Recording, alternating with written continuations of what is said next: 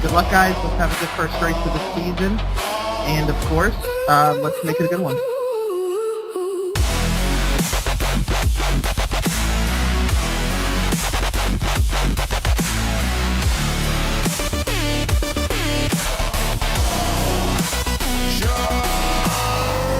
Of glass in my veins, every step a jagged refrain, crawling through the static haze, burning skin against the blaze. Is it worth it to keep moving when the edge is calling me?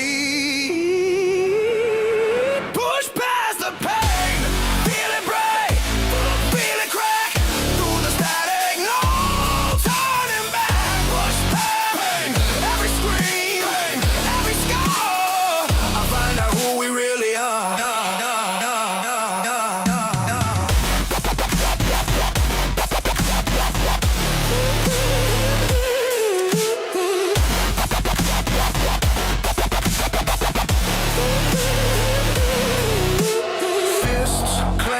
Against the grind, blood and sweat, it rewinds, echoes scream, can't ignore, walls crumble, show me more. Will it end here or go deeper? What's the cost of breaking free? Push past the pain, feel it break, feel it crack through the static, no turning back. Push pain, every scream, every scar. I'll find out who we really are. I'll find out who we really are.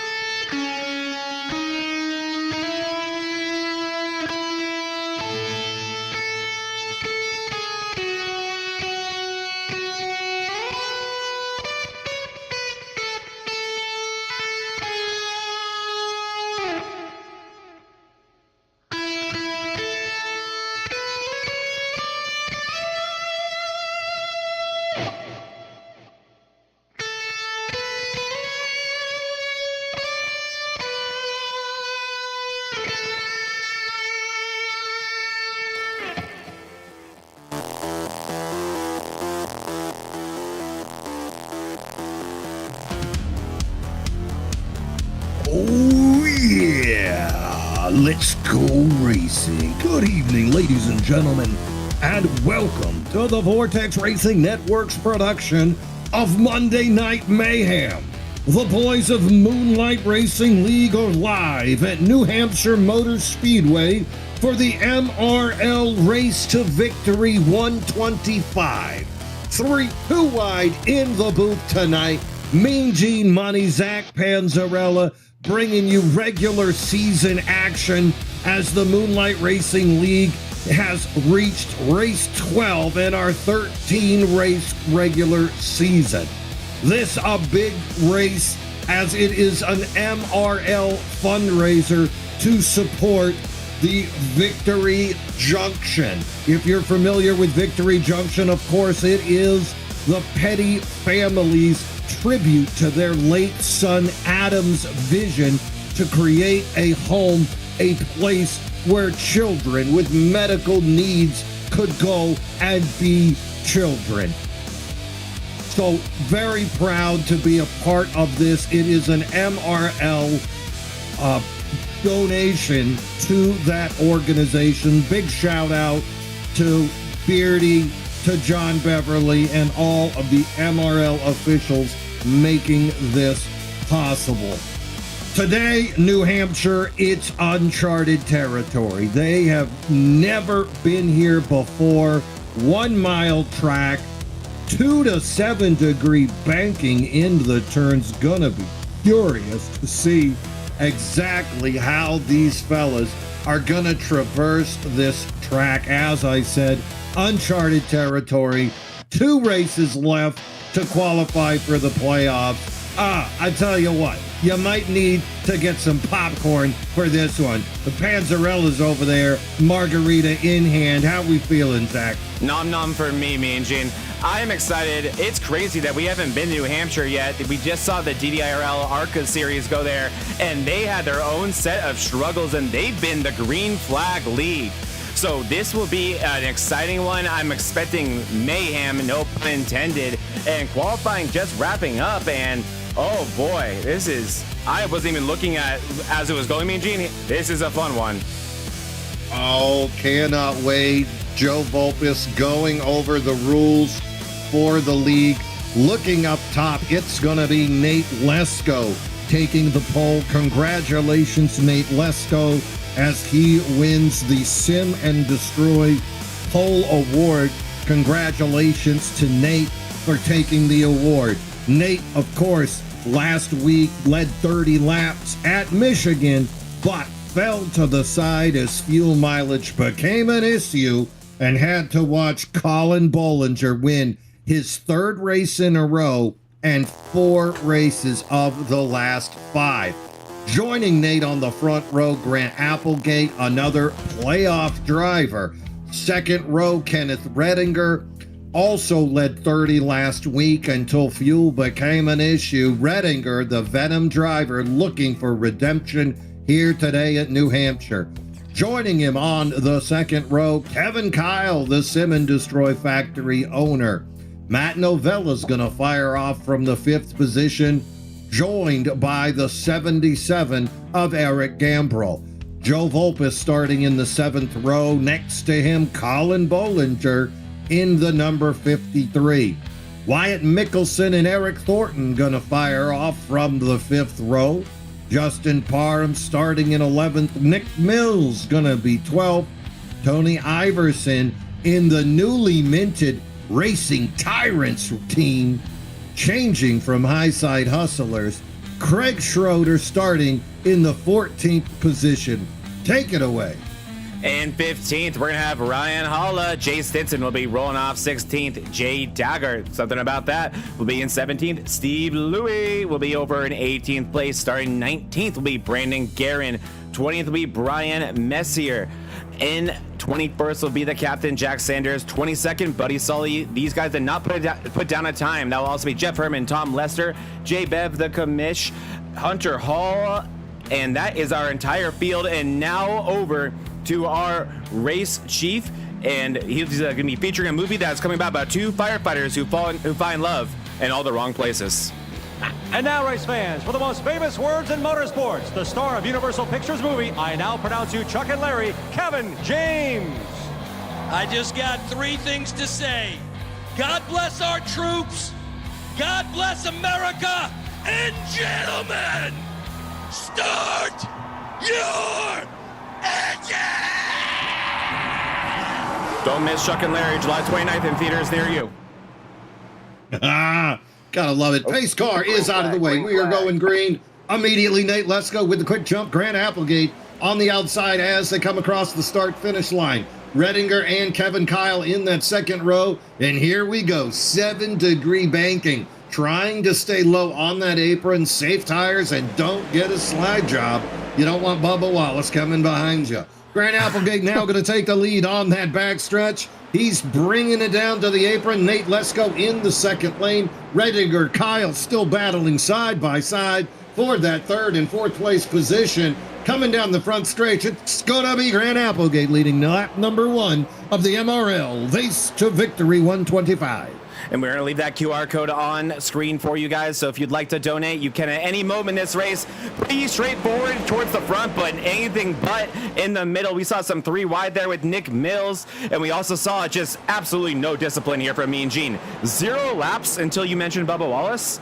I mean, I knew it was going to happen. That was insane. But 0 laps, Mean Gene. Hey, I'll tell you what, I love the first hit he gave the guy. The second hit was too far, but the it was first egregious. one, chef's kiss, barely moved him up to the second row. The 66 speaking of going into the taking wall. That Bubba Wallace inspiration that you were just talking about. Man, looked like the throttle was stuck there. That was crazy. Yeah, Schroeder takes a ride on the wild side. Looks like no contact. Freebird playing out the window. Yeah, he just came wide open, Oh. taps into Mills. Tony Iverson with a little bit of contact. Gonna hope that no one ARCA breaks into him. Wow, the 51 barely missed him. Got someone Here comes in Jack Sanders. Oh, Louie, Mean Gene. Hey, oh, he's spinning. Yeah, White round, baby, white round. Yeah, and we may Like a record, be... baby. Oh, yeah. And we may be eating early. We'll find out here, Mean Gene. It looks like Louis stuck in the grass like modern actual NASCAR. Wow, they're making that immersion. Thanks for that. That is All right. no good. I think this weird. Okay, I'm actually going to go with a really wide angle here because I think this started with Holla or there were 2 wrecks. So let's find out here. I doubt it. Let's see if I can get a good look at this. So there's Holla into Iverson, and that's going to bring around both of those cars. Yeah, it is. The exact same thing happened to me. About this point in the ARCA race, and there was 2 wrecks. There's Garen trying to avoid it into the 66, and Garen goes around. That's what I initially saw. Oh, no, Garen saves it. I'm sorry. Uh-oh. Yeah. Uh-oh, Mean Gene. Oh, Don't do it. Oh, he did it. No, that's not a full on. No, that's no. Oh, so we'll do one of these. Ready? That's it. Just a little flash. Just He hit him in the. Just the tip. Oh, what did they say on Fox this weekend? He didn't call it a wheel well. He called it the rear fender, the inside fender. The inside fender, which we all are very familiar with, and that was Bev. Yeah. But that did really damage that 01 Mean Gene. Really damaged that race car right there. No good. I tell you what, while we got this early break, let's go ahead and pop one of our videos and let you know a little bit more about the Victory Junction. Okay, I'm Kyle Petty, and we need volunteers at Victory Junction, especially male volunteers. We need that male bonding time. It's an incredible opportunity for anybody 18 and older. Listen, first of all, you get to hang out with some of the coolest kids in the world, and that's the most important part. These kids come in and they look up to you. They want to be around you. They want you to be their mentor. They want you to be their leader. That's what volunteering does for these kids. Second, it's free food, free lodging, but in the end, it's all about the kids. That's what Victory Junction is. It's all about empowering these kids to just be the kids that they can be. Helps empower them to go back home and live the life they know they can live and be the kids they can be. And it starts with the volunteers. It starts with you. So if you're 18 and older, if you have a son or that's 18 or older, if you're a volunteer and know someone else that wants to come along with you, bring them along, because the more the merrier. Join our team. Build your resume. Enjoy free lodging and free food. Apply today at victoryjunction.org/teamvj.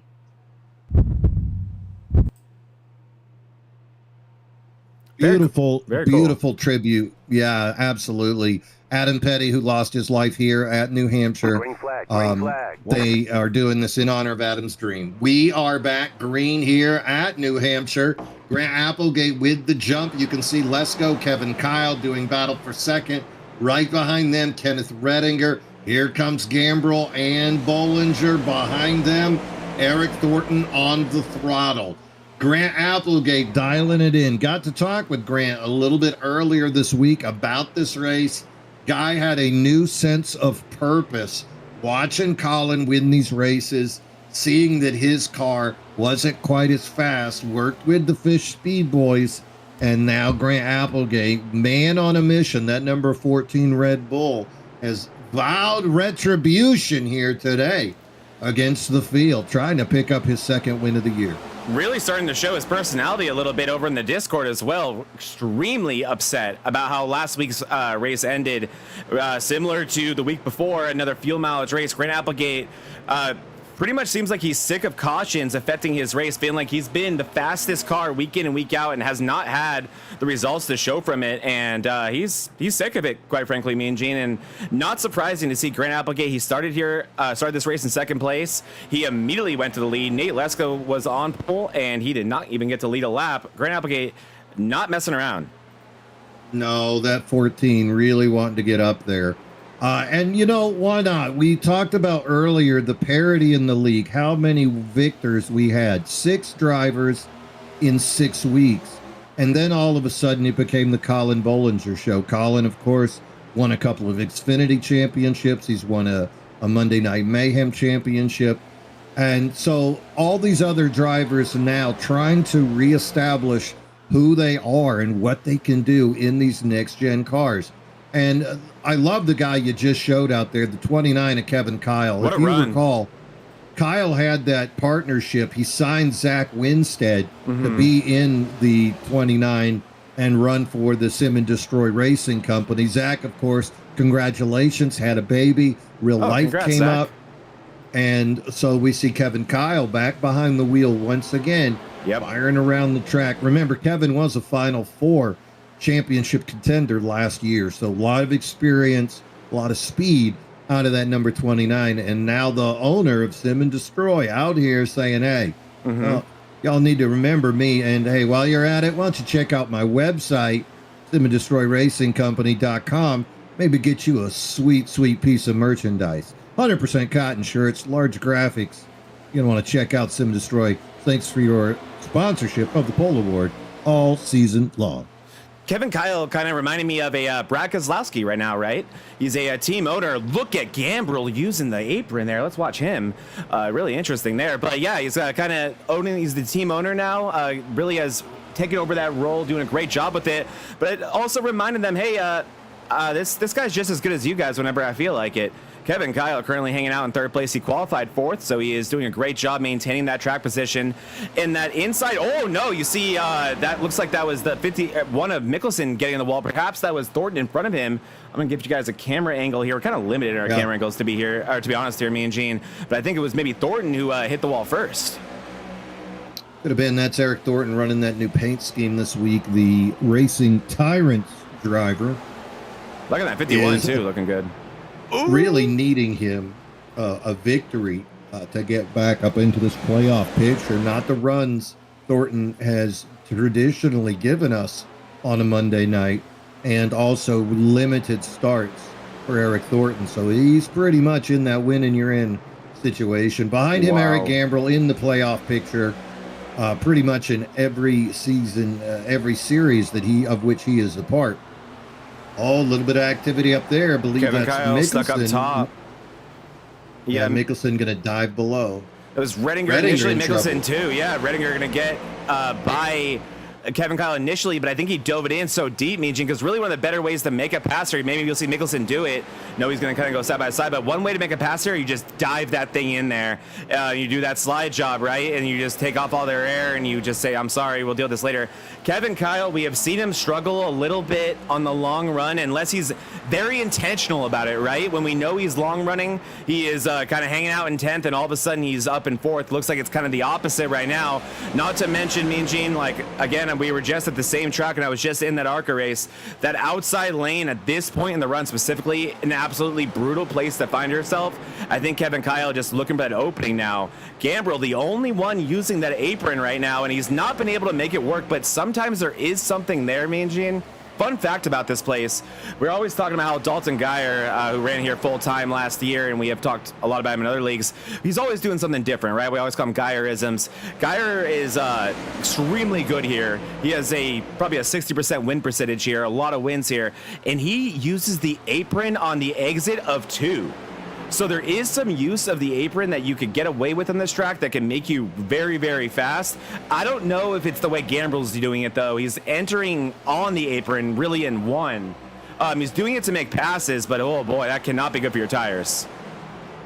No, that was a thing I was wondering about also. With the limited banking, how will these drivers address this track? Are you going to try to do the fish speed technique of riding the apron, rolling it as best you can, get that wheel straight, power out?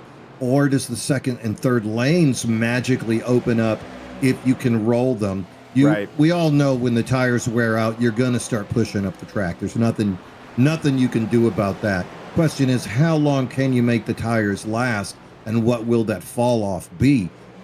Running on different lines, sure. You might want to try diamonding the track. You know, that always gives you more surface area to accelerate. You get a faster top speed, but then on the other hand, you're also going to wear out those tires coming in and out of the turn. There's Thornton, you can see, nice, smooth, all outward. That's more of a Jordan Fisher kind of line right there. It is, and then the reason I'm running with Gambrill here is I was really curious about the shifting here, Mean Gene.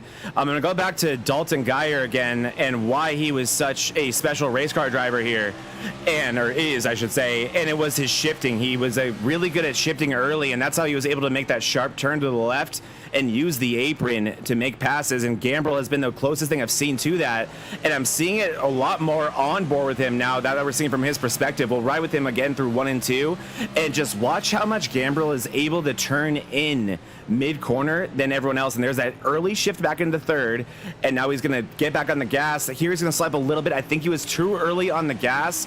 Again, I'm not a next-gen expert, Mean Gene, but to me, I think you would have wanted to wait for that nose to turn a little bit more. And here goes Gambrill all the way down, even using that grass to get him loose. I love this. And look at that. Look how much that wheel is turned. Gets a nice runoff, and it's actually going to work, and he's going to complete that pass. But yeah, there it is. Not the runoff he needs. Very fascinating watching this 77 do his thing. Now, we did see him on a Friday night, I believe, using below the apron as well. Oh, he's going to get right into that. Yeah, he got tight there on exit, did he not? Hey, should we do some fun Groundhog Day stuff and pull a groundhog out of the hole when it's not ready? Oh, really? Is it Groundhog? Oh, yeah, it's about to be. Yeah, sure. Why not? Yeah. You have no idea what I'm talking about, but you're just going to agree to it. Good. I'm going to blame you for this. Oh, no. Shh. Ryan Holla, this is Mean Gene Money, Zach Panzarella. Can you hear me, brother? Oh, hold on. I didn't know you were going to... Oh, sorry. Brilliant. I told you I was going to pull him out like a groundhog. Yeah, you really did. Well, I see that his car is still in the pits. Yeah. It looks like it's mostly repaired, but that doesn't always tell you what's wrong with an engine or a tie rod. Right, you're right. It does look overall okay. The left it's a little bit crooked. Oh, she's dead. It's been dead. I only joined back so I can watch Wyatt. Oh. Well, I hate to steal you from him, but I'm glad they released you from the infield care center. Can you share with us, without too many colorful four-letter metaphors, what happened out there? I had a really good run into the short run or low lane there, and I was going to take it to the bottom and just run it all the way around. And I didn't expect Iverson to come all the way down from the top lane like it that sharp. I'm not going to say anything that I shouldn't say right now. So, you know, I don't know if that's my fault or his fault. I definitely didn't mean to get into him. I tried to spin it to the bottom of the apron, but the car didn't want to go down there, so I just parked it so I wouldn't get in front of anybody, hoping everybody would go around me. And then the 01 car just completely just wiped me out, and yeah, that was my night on lap 2. So you're talking about a couple of different lines. If you're willing, can you talk about that with us? Nobody's New Hampshire new track for the Monday night series. Is rolling the apron a viable option? You talked about people diamonding the track. What was appearing to be the best way to get about this thing early in a tire run?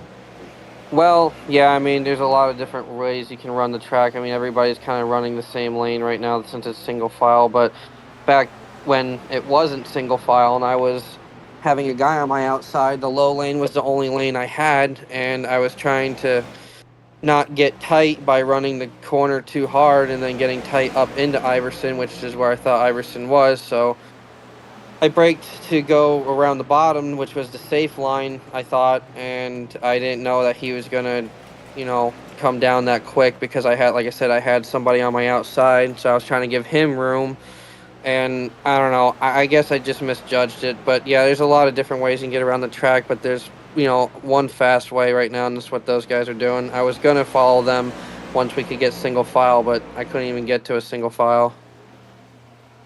Really unfortunate. You've had a really good year so far, battling for playoff contention in your first year. Tough break right here. You got next week, of course, at Darlington. So hopefully you got the regular season bad luck knocked off, and you will be ready to do battle next week. Of course, he's got Wyatt Mickelson, teammate out there, also having a good year. Hey, Ryan, before you go, I made the exact same mistake in the ARCA race just before this, and that's the ARCA car, far easier to drive than this thing. Do not beat yourself up over it. It's just the different in the braking zones here. I'm really not beating myself up too much because I really didn't feel like I did really much wrong there. It was early in the race, and I don't know. I feel like it's a 50-50 there. I think it was a racing incident as well. It just happens, and yeah, it was definitely not on you. Yeah, well, me personally, right, I'm a fan of Stenhouse, so I would put on my Daisy Dukes and get my dad and go wait for Iverson by the trailer. Yeah, go get your dad, Ryan. Yeah, he said something over the mic. I couldn't hear him over the engine because I was trying to pull it to the pits, and I was also yelling. So, yeah, Ryan was hollering. Yep, exactly. That's what I do. All right, I'm going to send you back up, brother. Thanks for talking to us. Thanks, man. Thank you, Ryan. See ya. See you next week, man. What a See, good dude. I could blame you for that. Yeah, you can. Now it's all my fault. Let's see whose fault this was. This is apparently the caution, Mean Gene. Looks like it was Craig Schroeder in the 66.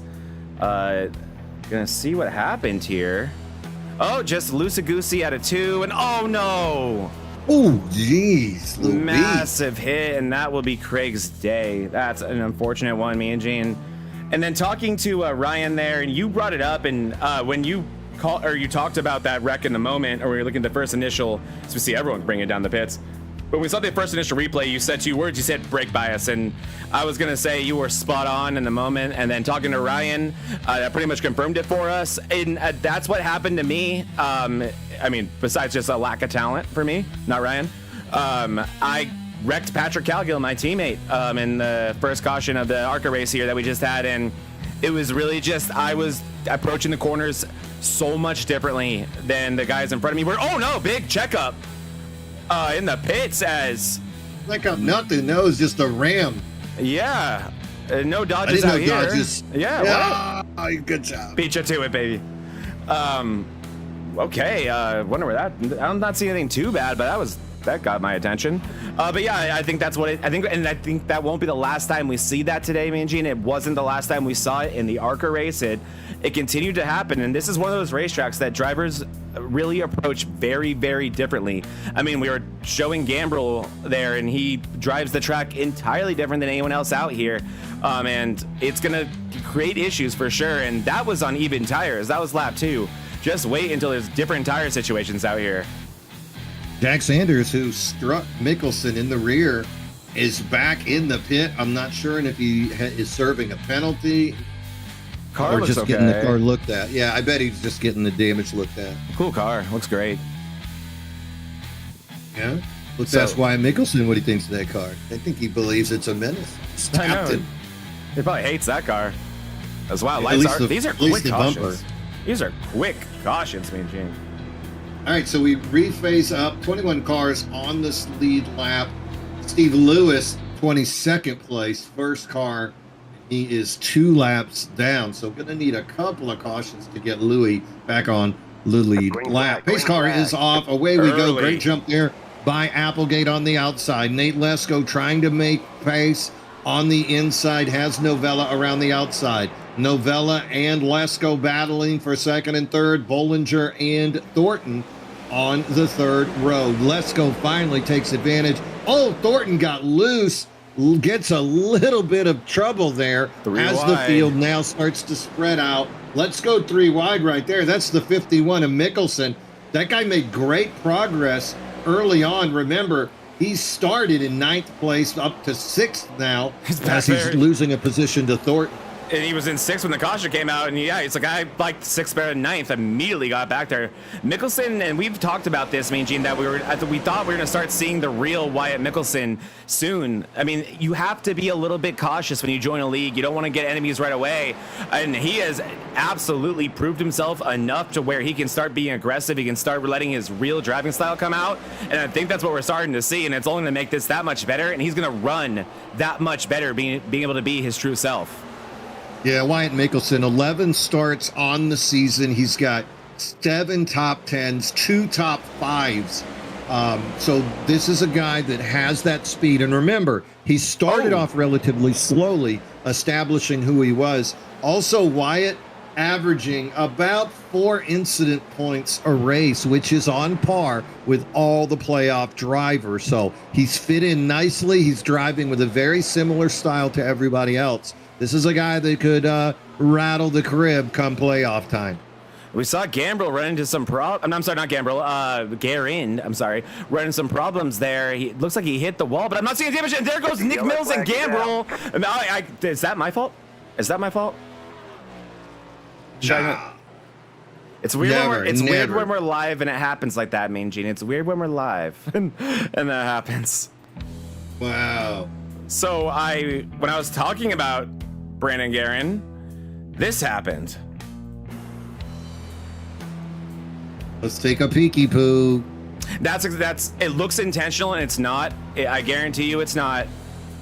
It's exactly again what happened to me and Gene. People just approach these corners differently. Let's ride on board with Gambrill super quick and let's see what it looked like from his perspective.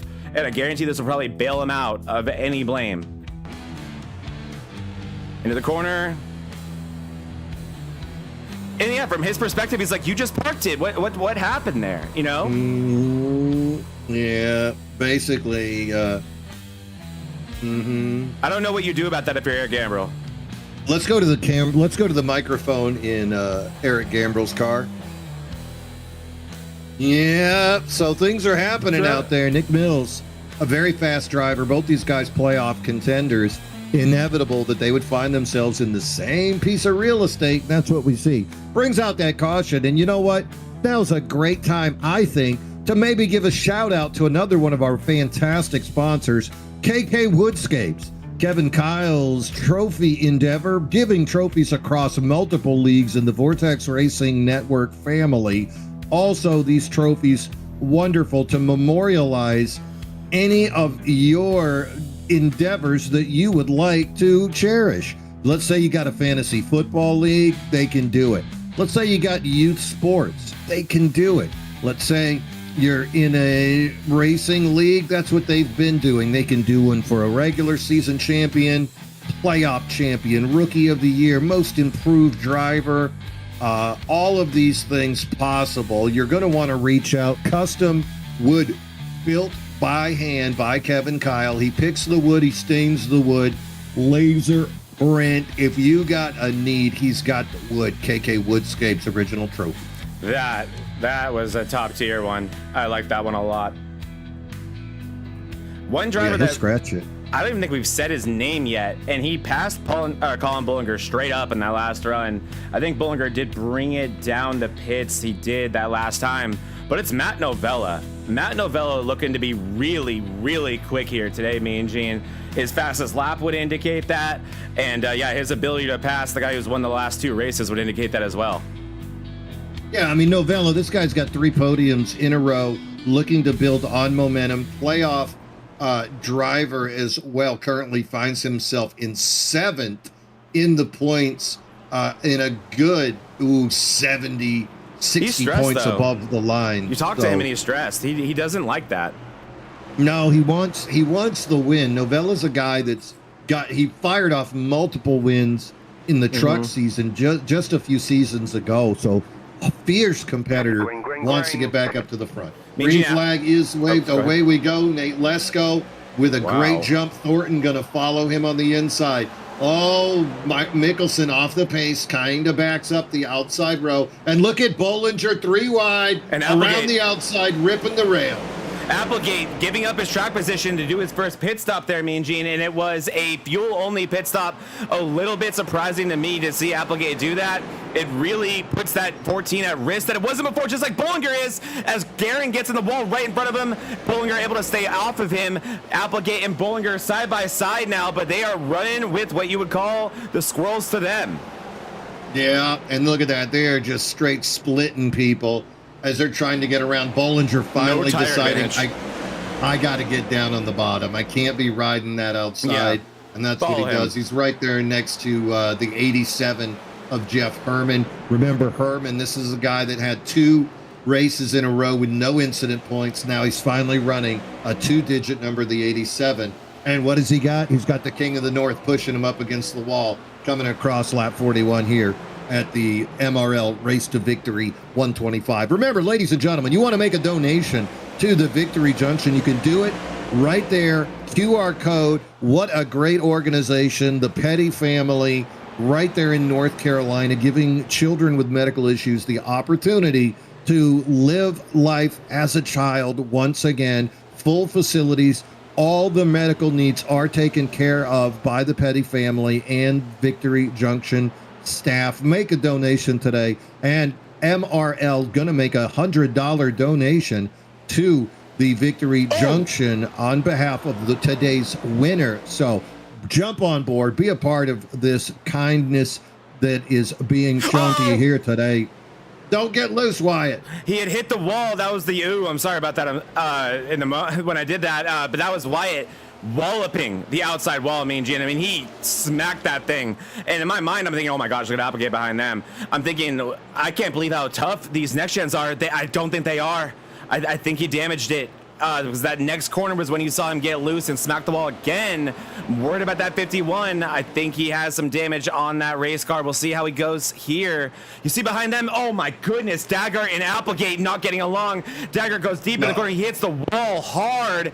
Now he's going to go 3 wide with Bollinger and Stinson, or Parham, I'm sorry. And this is why it is not a good idea to give up your track position. Well, they got around there. Applegate and Dargert, these two guys, they go back a good ways. Dargert came into the lead, a lot of speed behind that 59, but he's still learning when to race and when not to. Applegate, on the other hand, thinking, hey, I'm fast, I'm a champion, you got to move. And, you know, that just kind of rubs some people the wrong way. Dargert gave him the gruff back, and so you had a couple of bears facing off in the woods. Watch Bollinger here. Wow. Makes good racing. Is he up there on that wall again? No, he's checking up crazy early. He's kind of, now he's wrecking Dargert. Oh no! Bollinger into the wall. Oh wow, and Parham finished him hard. Did you see that? Yeah, Mean Gene, that was an interesting series of events. So I'm going to go back as quickly as I can here because these are, as we talked about, very, very short cautions. But a lot led to this, and first I want to talk real quick about what Colin was doing, because this is pretty fascinating. I think it was right about here. Yeah, watch Colin, Mean Gene. He's gonna back these corners up so much, and he really has a plan in place here. So I think this is the last time you're gonna see him kind of fall victim to himself, where he goes in too deep and he's like, okay, I'm not really getting much here on the bottom. You're gonna see a good gap here, or not a good gap, a good run here for the 19, and then now there it is. So you see Bollinger learn from that. I'm gonna start backing these corners up, and now watch this. He gets side by side with one, but then not. Almost gets a BOGO special, and normally here, right, you have no run. He does have a run. He can stay even right there, and now he's gonna try it again. Backs it up again, and this is, I think, when disaster is gonna strike. I cannot put that one on Colin. Well, let's ride on board with the 53. I think Dagger just thought there was time, right? He probably didn't think that the exit speed of the 53 was so much. Colin was there. Colin was there, and then Colin gets turned, like you said. Now, go into the in-car of Parham. I'm curious for Parham how this thing went down. Yeah, let's take a look for Parham. Was it Parham that made contact? It was Parham. It was Parham. I watched the throttle. Move. Okay. Oh, he's off of it. He's off. Still If kind it of was like me, I know when I get in that situation and I think, okay, I can slide my front end to, the left or the right of your center. I gun it to try to get clear. Right. I know, literally, I do too. I'm like, usually it's better for me, and I'm sorry. I'm sorry. I got to get out of here. Genuinely, I am sorry, but gotta go. All right, so caution is out here on lap number 48. You can see the front runners not coming in for the pits. So these guys still working on tires from lap number 30. So are. Well, I think everyone 18 is. 18 lap old tire. Well, no, I'm wrong. Redinger. No, I'm not. I think it's just Garand and maybe Gambrel, but he had damage in 19 seconds. I don't think anybody has tires, Mean Gene. Maybe Lester back in 19th might. Hey, now? guess what? Louis back on the lead lap. Let's go. Louis has fresh tires. Get your knife and fork. Yeah, Louis got fresh tires and he's in 20th. He's ready. Nothing like Louis with fresh tires. Look at that gap. He just arrived. Let's go. It's about to destroy Sizzler. them. Let's go. It's about to destroy them. All right, here we go. There goes Let's Go. Great jump. Eric Thornton on the inside trying to keep pace. Outside lane. Trying. Immediately Thornton gets up there. He's got the 56 of Novella behind him. And here comes Grant Applegate, a little bit higher than the others. Down on the bottom, looky there. That's the National Guard ride of, that's Volpus there. Yeah. Haven't talked about Volpus yet. It's that Joe Volpus kid we've been hearing so much about. Been having a good season so far. As you see Applegate use that line. That doesn't work here at New Hampshire, my friend. And we might go 3 wide here. Applegate, this car has not been nearly as impressive in dirty air as it was in clean. Go figure. And Tony Iverson going to join this party as well. And just like that, he's around a bunch of champions and race winners. And this is all types of craziness here. And look at Bollinger nearly spinning out behind us. Bollinger dealing with a whole lot of problems back there. Yeah, Colin Bollinger, he did come in on 37, so he did not come in and get that car checked after that contact. He's just taking a chance. Yeah, this up here, we could see Novella, Volpus, and Applegate. They could not get it figured out, and what that did was it backed up the whole field. Novella was running the preferred line. Volpus is loose. I cannot believe we're still green, man, Gene. I'll be shocked if we stay green for 2 or 3 more laps. Nothing here is working with these drivers. Such different situations, lines, no synergy whatsoever within this field, and not very much give and take for where we are in this race. Well, I saw some good give and take. Novella, when they were 3 wide, Volpus had to let off. He couldn't accelerate coming out. And on the outside, I saw Applegate tap the brakes, as did Mickelson. So they were aware of each other, but their speed was just so close that nobody could break away, and that allowed the 51 to also get into that mix. Joe Volpus finally settling in after his 8 seconds of fury into the 6th position. All of that said, though, that's let Lesko get a good jump, and Eric Thornton trying to give chase. It was just hard back there. I was wrong about what you said earlier. There are 4 tires. I'm an idiot. Lesko, Thornton, Mickelson, and Novella appear to be but new back tires. on 30. Yeah, back on 30. You are right. And yeah, you're right. Since we had 47, those are just 5s. And on 30, you're right. So it looks like a lot of people did take them there. As man, Garen's been struggling there. Yep, it's just Louis right now. By the way, that 57 is one of the best looking race cars I've ever seen. Wow, I gotta look at that. The white on white is just, it's hitting. Look at that thing. Okay. It's just speaking to me in a weird way. Because I'm a white wheel guy too. I like white wheels. I'm like Roger Penske in that way. And the only difference between us is the millions of dollars. But yeah, he's making those white wheels work for him. Look at that thing.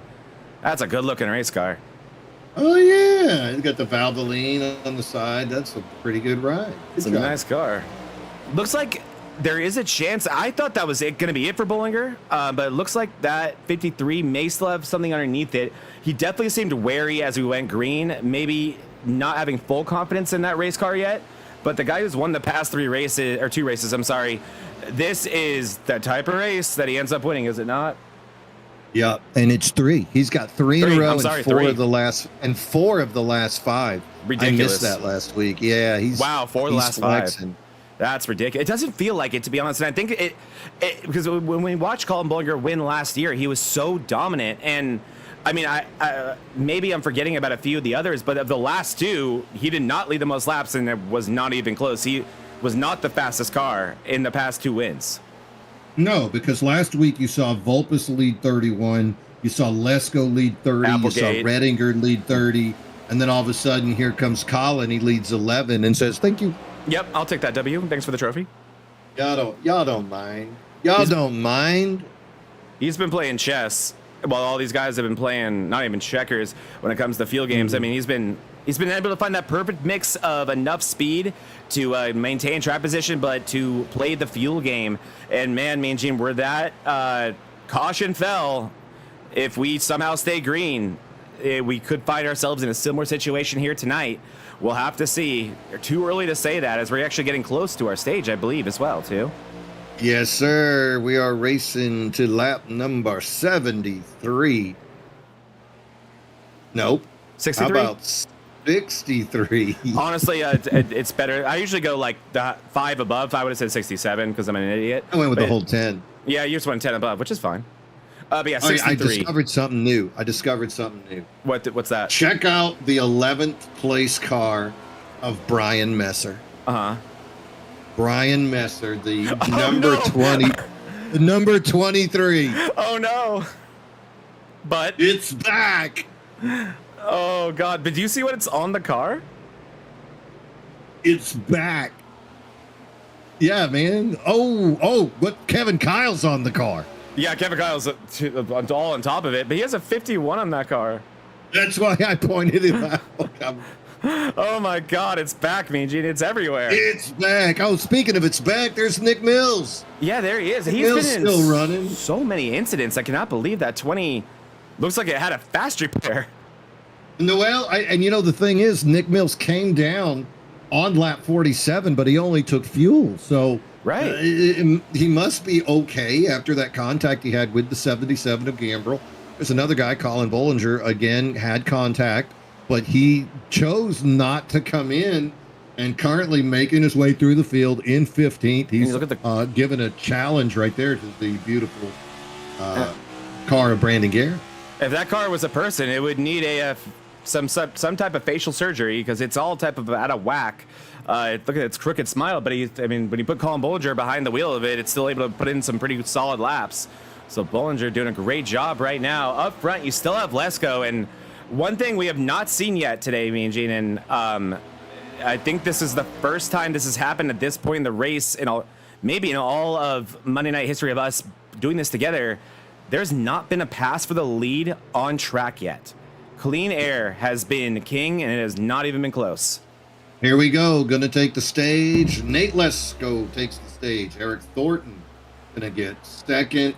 Applegate third. Mickelson 4. And Matt Novella going to take 5th. There are 5 people awarded points for the stage. You know, Joe Vulpes inches away. Maybe he can get 0.01 points. And Novella, you could see he was holding on for that stage. He gets tight there into the wall. Vulpes going to try to get that top 5 position from him 1 lap too late.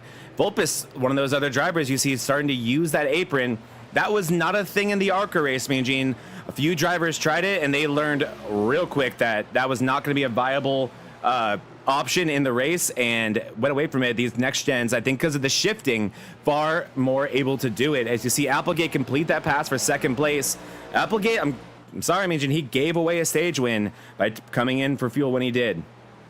Well, maybe he's thinking long game. Again, he's already qualified for the playoffs. You know what I'm also thinking he's thinking?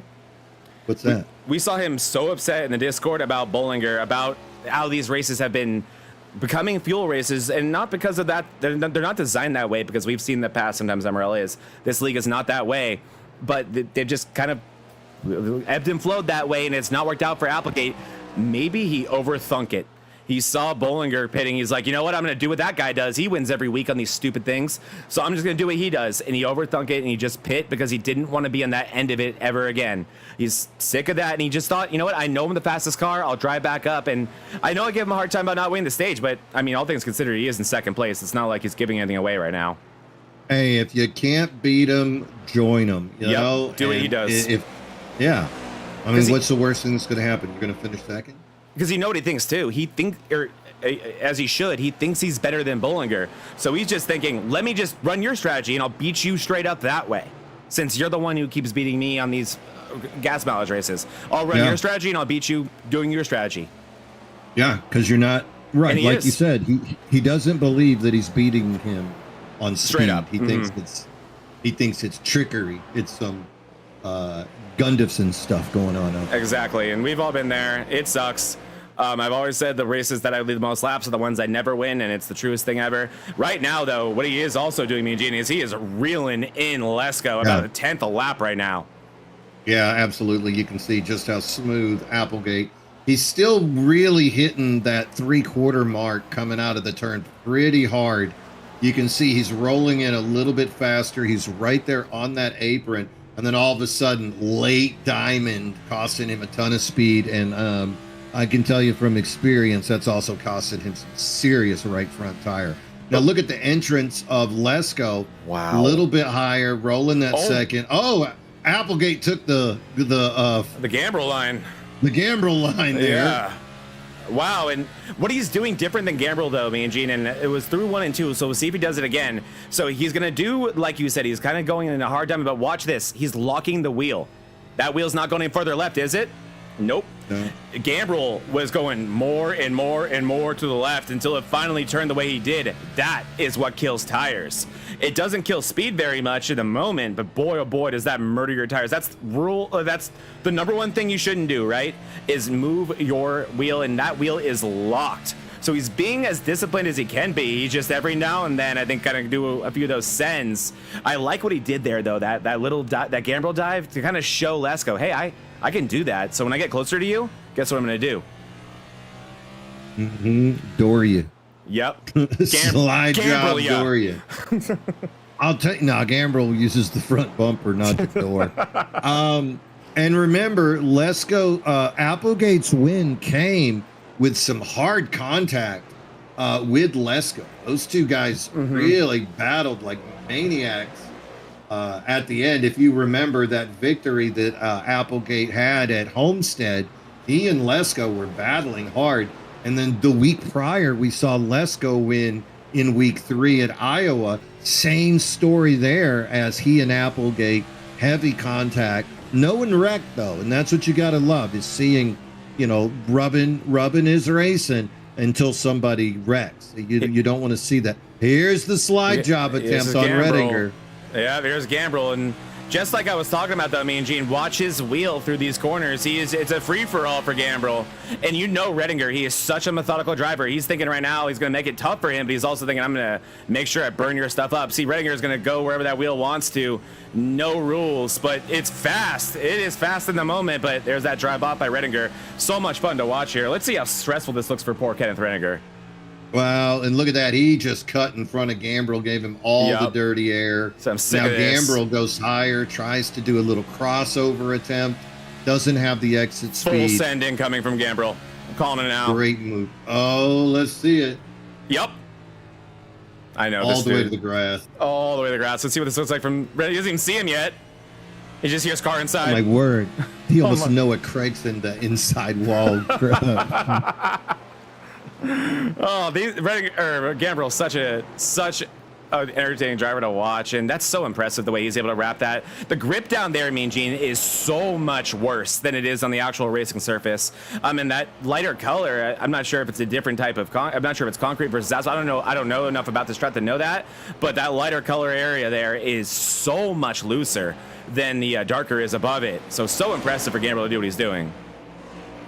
Run lap number 75, scheduled 125. So 51 laps remaining here in the MRL Race to Victory 125. Let's not forget why we're doing this here today. It is a fundraiser for the Victory Junction. This fundraiser sponsored by MRL to benefit Victory Junction. That QR code, those funds will go through to Victory Junction. MRL going to donate $100 in the name of the winner toward this charity. So go ahead, jump on board, become a part of this great contribution that we're trying to make here. Thank you so much to MRL for making that possible here, the MRL Race to Victory 125.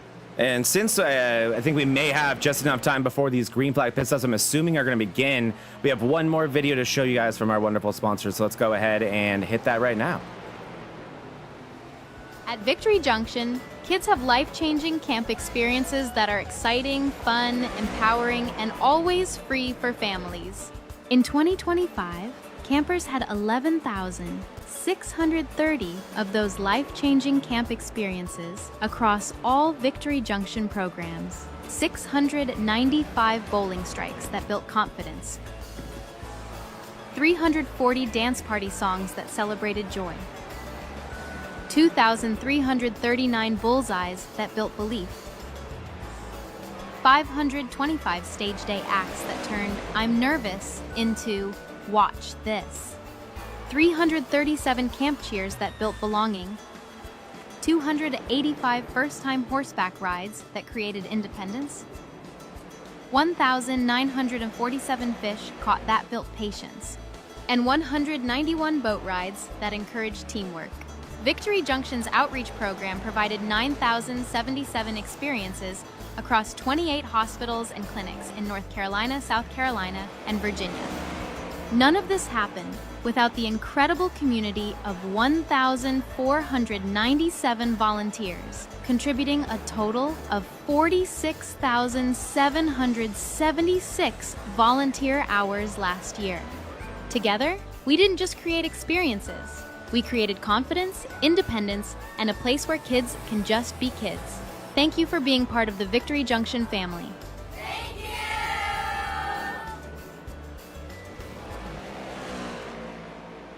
Victory Junction looking for volunteers as well. So if a cash donation is a little bit out of your range right now, remember, it's a heck of a way to spend the summer empowering those children to live like kids. And if you're a young college student, this is going to look really good on your resume and will change your life as well. Green flag into the wall, Mean Gene. Pit stop underway. Yeah, that's not the way to do a green flag pit stop. No, Applegate, and he had gotten to Lesko down to just 0.3 of a second. I think he got a little bit eager there, a little bit excited, and just like that, it's like it never happened, all the way back up to 0.8. We have already seen a pit stop. I thought I saw it from Volpus, but now my data is not agreeing with that as much. But we know we saw Novella. Oh, I'm sorry, we did not see. We saw Novella, Bollinger, Messer, Lewis, Dagger, Thornton now. Probably Thornton, definitely the furthest up our running order to bring it down in the pits. That's a tricky exit of the pit lane there. We're going to go right in front of Buddy Sully. You see Buddy Sully slap the wall there too. The East cars on these older tires are struggling, and the caution's out. And Applegate in the pits as the caution comes out. No, he's not. He gets out. Lesko is. I think that's going to be a penalty for Lesko. Yeah, he was barely coming in right when it happened. The caution was out. The caution was out. He should Nothing not he could stop do. here. He hit those cones. He should drive through here. He's going to stop. Should be careful. Lesko will likely be maybe a lap down now, Mean Gene. We will see what happened. Matt Novella, the reason for the caution. Lap 81. Did you hear who was on the mic? No, I did not. What happened? Applegate on the mic immediately saying, "Oh, you're gonna get a penalty." He knew. Applegate jumped out. I will show it too. Yeah, he was coming down. I mean, Gene, I think he missed it by about a millisecond, as this is the caution. Oh no! no, into Gambrel. Novella those cold tires, and Novella gotta lock it down, buddy. Gonna try to get it started back up. Oh no, into Dagger. Novella ends 2 people's day along with his zone. Wow. Let's pull. Oh, and he's still not Novella. done. Let's pull Novella into the booth right now. Oh, you know he's happy. Oh my God, don't do that. That New York accent will be coming through strong. I am doing this. But yeah, let's go real quick. I want to see Applegate if we can see the moment of caution, because this was crazy. Mean Gene, it was so close for Applegate. He was in my data as pitting when this happened, and this is it. Here's the moment. We are under green flag. Caution, probably right about there. There it is. Unbelievable how close that was for Applegate. And look at that. Louis almost got him. And Lesko currently scored as the leader. I would be shocked if he is not forced to the rear of the field for a pitting under a closed pit. He either exited or entered a closed pit, Mean Gene, and he's already in the rear of the field. Lesko he will stay on the lead lap.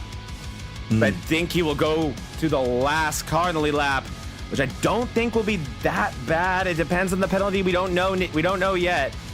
But Lesko already fading. There he is on the bottom of the racetrack. It's going to likely be fading. Oh, go ahead. Novella disconnecting. He is off to the infield case. That was an ugly recovery from a wreck from Novella. He should have parked it far before he did. I don't know. It's hard to know when to pull back out, but I feel like there's a few casualties there that didn't have to be involved. Speaking of, there's Jay Dagger. What is Louis doing up there with the pace car? I think he may be our lucky dog. Yes, he is. Louis, our lucky dog. Dagger, very damaged from that wreck. As well, we saw Gambrel in it too. I'm looking for Gambrel. He's in 5th actually, as we get ready to go green here, me and Gene. And Lesko will be in 10th or 11th, so not that bad from what I can tell. Pace car out of the way, looking at Applegate side by side with Vulpes. Away we go. Both these guys did come down on lap. Vulpes doesn't go. 83. Yes, correct. Yeah, Vulpes slow. Now he's up to speed. Outside lane, Buddy Sully. First time we've talked about the 21. Remember, he won in Mexico. The Autodromo Hermano Rodriguez, bro. He won that race. Well, Buddy had been better since then, so you could say that more. Yeah, but he's up here now in 3rd place. Kenneth Redinger 4, and Kevin Kyle rounding out the top 5. Meanwhile, Nick Mills getting into the back of the 77 of Gambrel says, "Hey, remember that stuff we did? I'm going to do some to you." Gambrel has and they're 9 both lives. in the wall. Gambrel has and then you see Sanders into Mills. Why would you do that? Oh! Caution, yellow flag. Why would you get in front of a shark? Why would he? If you see Nick Mills getting even with Gambrel for earlier foolishness, don't get close. Mm-hmm. I mean, if you see a bully picking on somebody in the hallway and that bully has already beat you up, why do that? It's like those videos when, like, there's a fight and then the guy who comes to break it up just ends up getting beaten up by both the guys in the original fight. Mm-hmm. That's exactly what looks like just happened. That's essentially what we just saw here. That wasn't further back enough. Go back. You could see Mills. Yep. Mills gets into the back of Gambrel, says, "Hey, remember?" So let's go to Mills here, because that really is where it started, or Gambrel even. Where are they? Yeah. Right there, you got him. I'm looking for my dad. There we go. Okay. Here we go. Yeah, they're having a good time, and Mills is like, "Oh, remember this? Remember this?" Sends him up, and then I'm not sure if Sanders is. I don't think him and Gambrel are friends, so I don't think this. That's my friend moment. I'm not sure if he just is that against bullying. But yeah, I think he just came in too hot. There's the receipt. And then Nick says, "Oh, you want some then? You want to play? Yeah. You want to play? Your turn, buddy." Oh, look at Sanders is loose. Oh, look at Lesko and Garen too. That's scary. Lesko's like, "I'm so happy I pit. I'm so glad I'm around this right now." Nick Mills, he had no time for that foolishness. All right, hey, go back and let's look at the in-car Nick Mills. Let's see that throttle. Yeah. I mean, here's what happened. Here's what happened, Mean Gene. I'll tell you. He didn't blatantly wreck him. Sanders got loose, and Nick Mills had zero sympathy for him. He said, "Oh, thank you, sweet." He says, "Oh, that sucks for you. You're loose. Oh man, I hope you can gather it up. Oh, you can't. Sorry, man." Look at that wide open. Oh, he just that is some straight Steve Lewis business. Never at any point did he let off. At any point, like Nick, it's a caution. It is now. Oh my, oh my. Woo, sorry, ladies and gentlemen. We're having a little bit of fun up here. If you are a subscriber to the Vortex Racing Network, you know that there has been a lot of fun out here. These guys do have respect for each other. They race week after week, but periodically receipts are given and received. Jack Sanders usually not part of those things, but I think he just got in front of a bullet train that time. Yeah, he just got involved in something that he should not have stumbled into. Lesko was smart enough to be like, I'm gonna go 3 lanes down from this, and now he finds himself in 6th place. So it's almost like it's no harm, no foul for Lesko. He can definitely recover from this, but boy, the guy that's in 1st place, Grant Applegate, it's gonna be tough. And man, Mean Gene, the restarts in ARCA a couple hours ago were nowhere near as disadvantageous to the outside lane as they have been today. We're going to find out. Vulpes out there again. That's that number 98 National Guard car. Away we go. Great start there by Applegate. A little bit better start by Vulpes, but he can't quite get clear of Buddy Sully. Sully is at the quarter panel of Vulpes, keeping him up in that 3rd lane. Redinger is well on the 3rd lane. Him and Sully slow each other's progress. Going to let Vulpes get away. Applegate with a 0.4 of a second lead. Behind them, you can see Lesko. He's dancing with Sully and Rediger as well. Takes it down to the Gambrel line briefly. Oh, Eric Thornton getting a hit there from Kevin Kyle.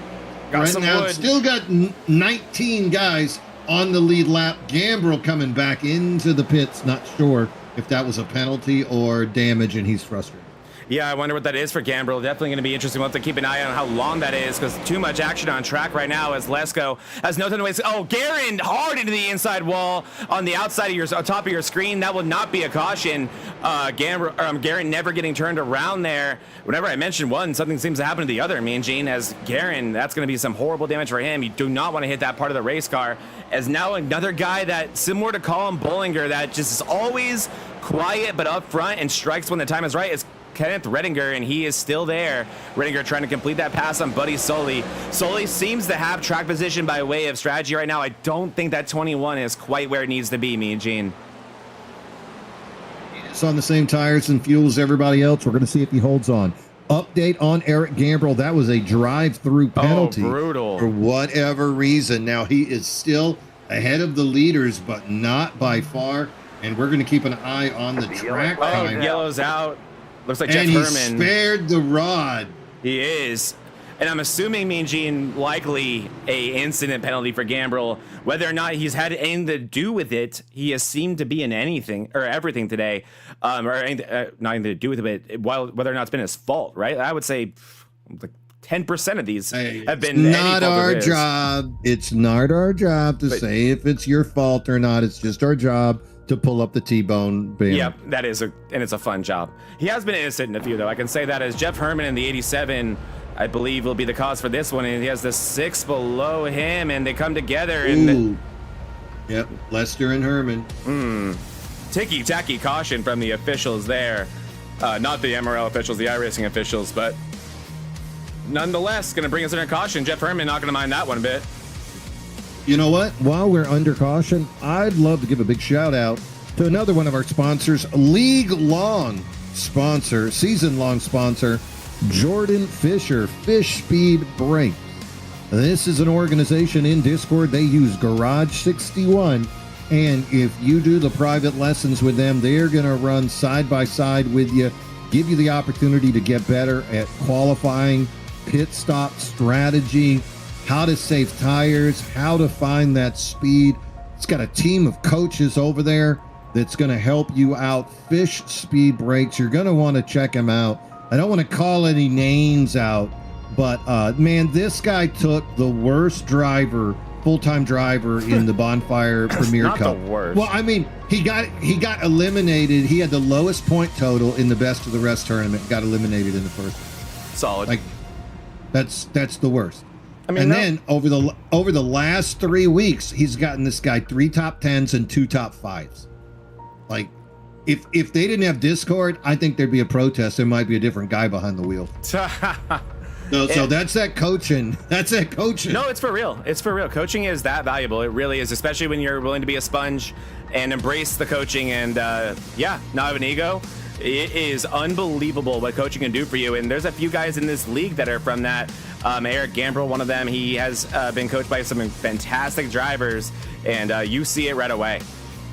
Yeah, absolutely. So, Fishbeat, thank you so much for your season-long support of MRL, making Monday Night Mayhem possible. And, speaking of sponsors, that QR code is still down there. Never too late to take this opportunity to make a donation through MRL. That is going to go to the Victory Junction. That is going to help kids who have medical issues, all of their medicine, all of the equipment needed for their medical issue is provided by Victory Junction on site right there in North Carolina. Great charity run by the Petty family in honor of the late Adam Petty, who did lose his life right here at New Hampshire.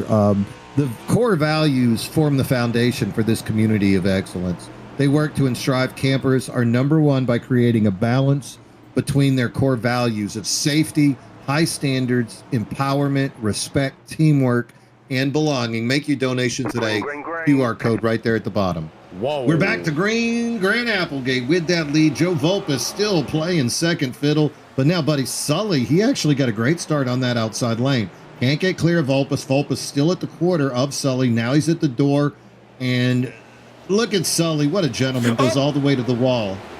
What a save by Kevin Kyle. Him and Mickelson getting into one another there. Kevin Kyle able to get it back together somehow. Great job there by the 29.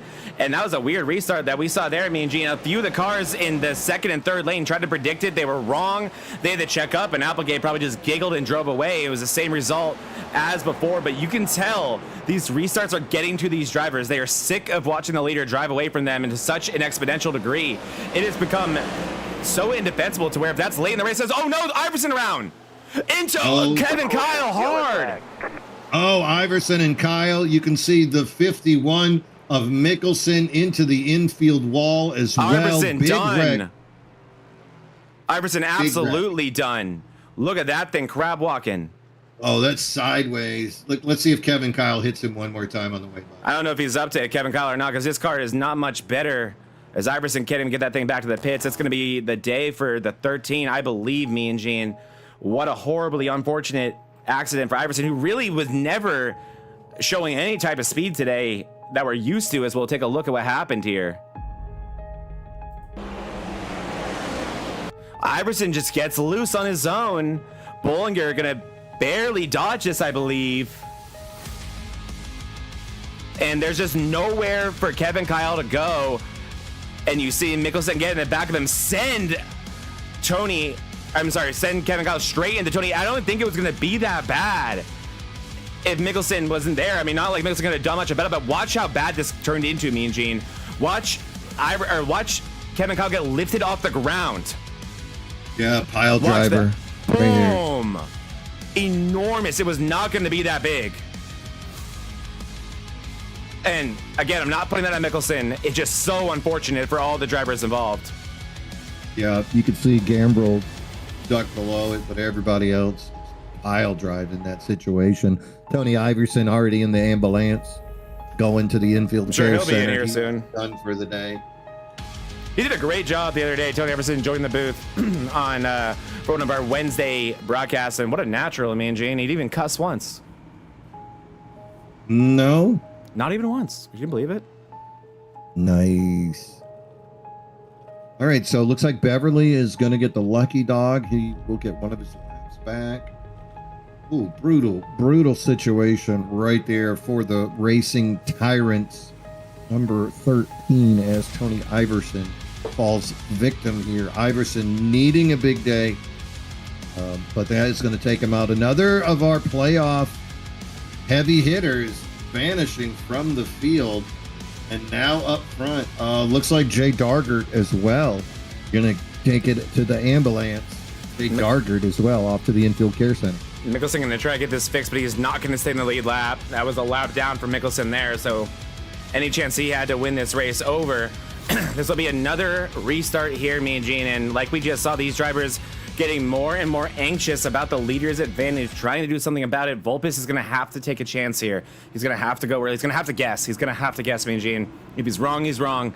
Lesko, I think, is going to force him into it. He's going to go early. I was going to say for that last restart, Lesko's on the inside to watch him. Now that Lesko's on the outside, I would be shocked if he doesn't send it 3 wide the first chance he gets. Something needs to be done here if you want a chance to win this race. Grant Applegate can just walk away with it. How about this? You've got Kenneth Redinger back, or Eric Thornton back, 9th back. They came in and pitted and took 4 tires. That will be fascinating. We stay green. 17 lap pressure tires. Away we go. Grant Applegate with a great start. Outside lane, Vulpes. Lesko. Vulpes will not go. Finally, Vulpes gets that car up to speed. Lesko going to dump down low. Just like 3 wide. 3 wide. Outside lane, Vulpes making it work. Can he stay clear of the wall? No, he does not. He hits it, but he's suddenly going to fall in behind. Around, maybe a yellow. Where it looks like we might stay green. Oh, he's off the apron, and he's back on the apron, and now he's off the apron. And let's go to second place. Back on the apron. Oh no! Yeah, man, and Lesko doing the 2 things I said he'd do to me and Gene. He was not going to be up to Vulpes when he went. He was going to go when Lesko said, and that's exactly what happened. And he was going to send it 3 wide immediately. That happened too. Lesko working on second place here. He needs to go. Oh, Thornton loose. Thornton's going to be hard in the wall. Gambrel loose. There's the caution. I think Gambrel locked it down though. I think so too. Maybe a minor hit. There's Sanders counting his lucky stars right now. Wow, this thing is getting loose. Careful, boys. Oh no, Kevin Kyle connection drop due to upload packet loss. Boo. Boo, iRacing, boo. I did the Sebring 12 a couple days ago, Gene. My goodness, it was terrible. The connection issues were. Something going on with iRacing lately. Let's take a look at this rack here. So this one started with, it wasn't with Gambrel, it was a Thornton, right? Yeah. Keep your eye on that one, and he's loose, me and Jane. He's already around. He never got help. Watch this. These next gens just brutal. We talked a lot about the diffusers earlier in the season, and we're seeing it happen again here today. Thornton gonna lose the rear end about right there. It's gone at that point, and that's all she wrote. There's nothing that one can do besides what he is right now. That 51/23 gonna try his best to avoid him. I think he will. He will, and this will be a big hit for the one of Thornton. And no, Gambrel actually gets into the 19 of Amato, I believe. And that will send Gambrel down the racetrack. Gambrel doesn't hit the wall. Thornton does. Hard to see how much damage Thornton has. We'll take a look. It's pretty significant. Oh man, another fast race car affected here today. Yeah, this track is really starting to have an effect on these drivers. Again, first time that the Monday Night Mayhem series has been to New Hampshire. It's 2 to 7 degree banking on these turns. 1 mile track, so you are getting up to speed. Everybody downshifting. He took tires. You know he did. Nate Lesko gonna mix it up. 20 to go. And take tires, and we'll go green with it. 19 to go. I'm thinking, Mean Gene, if this stays green, I was gonna say that in that last run, that those 2, that Redinger, and who else was it with Redinger? Was it Thornton? Yep. Oh, that sucks. 24 was plenty. I think 20 is plenty as well. I like this from Lesko. I heard something from Larry Mack yesterday in the Martinsville race, and I think it will stick with me forever. If you follow the leader, you're just gonna follow the leader. Ooh, I like that. This is not a Honda commercial. You don't follow the leader. No, it's not a Kawasaki, Dodge. who was follow the leader? I think it may have been a Honda, because I don't even remember seeing a Kawasaki commercial. I just remember it was something green always. I rode a Kawasaki back in the day. I hated those. I raced motocross in the 80s. Those were bad. All right, joining us in the booth. He's out of the infield care center. Kevin Kyle, you got me, buddy? Kevin! Oh, maybe you still have a connection issues. Getting ready to go green here, though, me and Gene. Well, talk when you can, and we'll get after it. Up front, Applegate, Vulpes. Vulpes has been trying to do something here today. He just hasn't had the speed to deal with it. Green, green, green. Green flag, away we go. Vulpes with a little better start. You can see the accordion of the field. Looking in the back, Gambrel and Lesko. Let's see if they can get it together. Already, Lesko looking higher than the other guys. Going to try to zip around Thornton. Good speed by the 10, but remember, you're still on cold tires, Nate. Give him a couple of laps to get warmed up. And going that high is going to be risky. Oh, gosh. Hi, Kevin. Yeah, I'm sorry. Oh, his Lesko is going to go really, really low. And look how, oh, my God. It sends the 87 into the wall, I think, just because how much he had to adjust his line. Lesko with a really late move there. But I didn't like him on the outside there. I mean, Gene, if there's a wreck, that's where it's going to be. So Lesko's got to be careful with this strategy here, as it's all types of crazy with 17 to go. Fire's hot, and he's finally catching up. Kevin Kyle, how we doing, man? That looked like a brutal wreck. You kind of took it in the back. Yeah, I don't know, I was 3 wide, got hit in the back, and then just lost some spots, and then it was just hard racing. Tony came out in front of me, and I chose the wrong way. I went left. I probably should have tried at You the zigged wall. when you should have zagged. Yeah, but I mean, you have to make it in an instant, so yeah, too bad. What did you think of the track, though? First trip for Monday Night Mayhem out there. How'd you like the racing out there until that point? It was really fun. I was hoping tires would fall off more. I don't know. It just felt like Are they if not? you save tire, I don't know. It just seemed like the fuel with the half a fuel tank, it really didn't come into play too much because by the time it might matter, maybe the fuel's out already.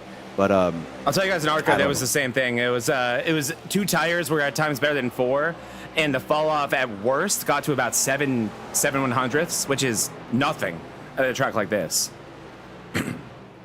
No, but the racing was fun. I mean, you just have to know people are diming the track a lot. So like if you're on the top and someone's on the inside, you got to be aware of like you need to give them space in a little bit because if you're going to pinch them, you're asking for a wreck. So That is one thing that we've been talking about a lot today, actually, Kevin, and we were talking about it. It was also an issue with the ARCA race, too, or at least maybe me excuse myself for wrecking a few of my people, including my teammate.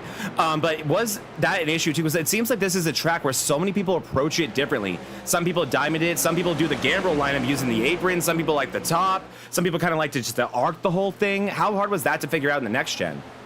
Yeah, it caused a lot of problems. Like there's a lot of close calls, especially with me. Like guys just kind of coming out of nowhere with different lines. So it's like you just have to be on your toes and ready to let off the brake, or I don't know. It's just hard. You just have to be on your toes. You can't take a break, especially in traffic. Yeah, and speaking of being in traffic, Mean Gene, this is weird. Watching Lesko, obviously 13 to go. He took the 4 tires. He gave up the track position. He's now 3 wide, but his lap times are not faster than the leader, and it's obvious why. He is not enjoying clean air like our leader is, but the gap is opening up. It is up to 3 seconds. I don't know if he's going to have enough time. He's got 105, but he's got Messer in front of him who took tires on lap 100. Redinger behind him took tires on lap 100 as well. So that group of 3 does have fresher tires than the 5 cars in front of them. But right now they're battling with each other instead of moving forward. Now up front, Vulpes has finally found something, though. He has, and this happens all the time, Mean Gene. And if this happens, this will change the entire race, right? If Vulpes can get side by side with Grant Applegate, and we know how much that will affect their lap times, then I'd assume that entire group behind them will catch them, and Lesko is a part of that group. So, oh boy, they're gonna have to think about the grand scheme of things here, Vulpes especially. Yep, you got 16 laps to go as they're coming around turn number 3. Going to be 10 to go at the line. And I agree. Lesko's in that group, but look who's in third. Oh, look. Joe. Oh, into the wall, and the yellow's out. He went for it. He dove in so deep. It looked like it was going to be a good move. It looked like it was the move of the race. And sometimes when it looks too good to be true, it certainly is. And so I'm going to go a little bit back here, Mean Gene, and I want to get you the same angle I saw. He almost got the barrels again. What a guy. I was sorry, I went away for a second and I was going back. I was praying it was the barrels. But it's a shame. So watch this though. Keep your eye on Applegate and watch how much he will close mid to early corner here, and it looks amazing, and there's a reason why.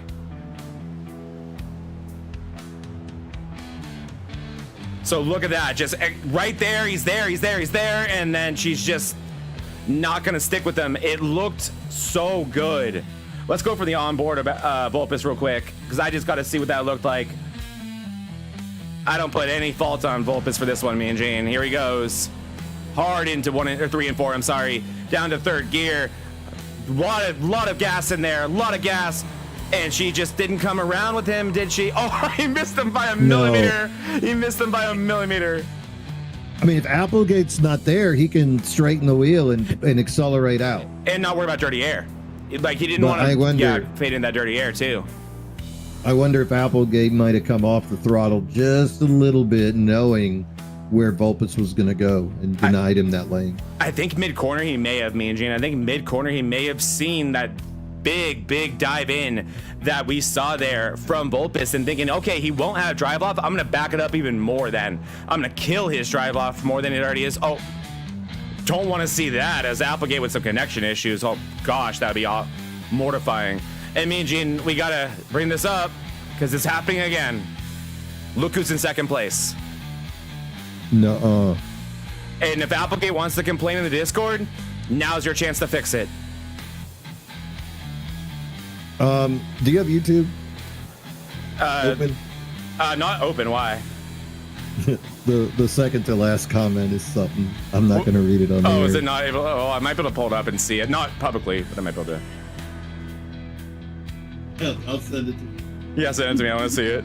As the lights off the pace car, Colin Bullinger, one that will take risks, one that will likely go harder than even Vulpes did on this restart. You see him warming up the tires. You can tell Bullinger's going to be aggressive, and we've talked so much about how important that is going to be aggressive on this restart. And one more thing, besides just the threat of Bullinger that we got to be talking about right now, me and Gene, is Nate Lesko. We were talking about how him and Vulpes battling would be a problem. Well, this is even worse. They're all bunched up. Lesko with a big tire advantage. Here we go.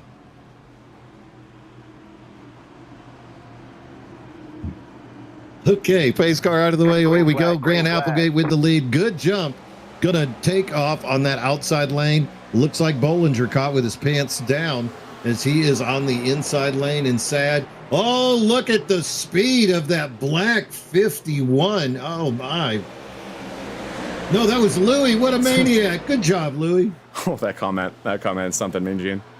I know. That comment is something special. I hope he wins this one. 7 to go. Look at Lesko, though. No, I think this is Nate Lesko's the shark, Mean Gene. He's the guy you got to worry about.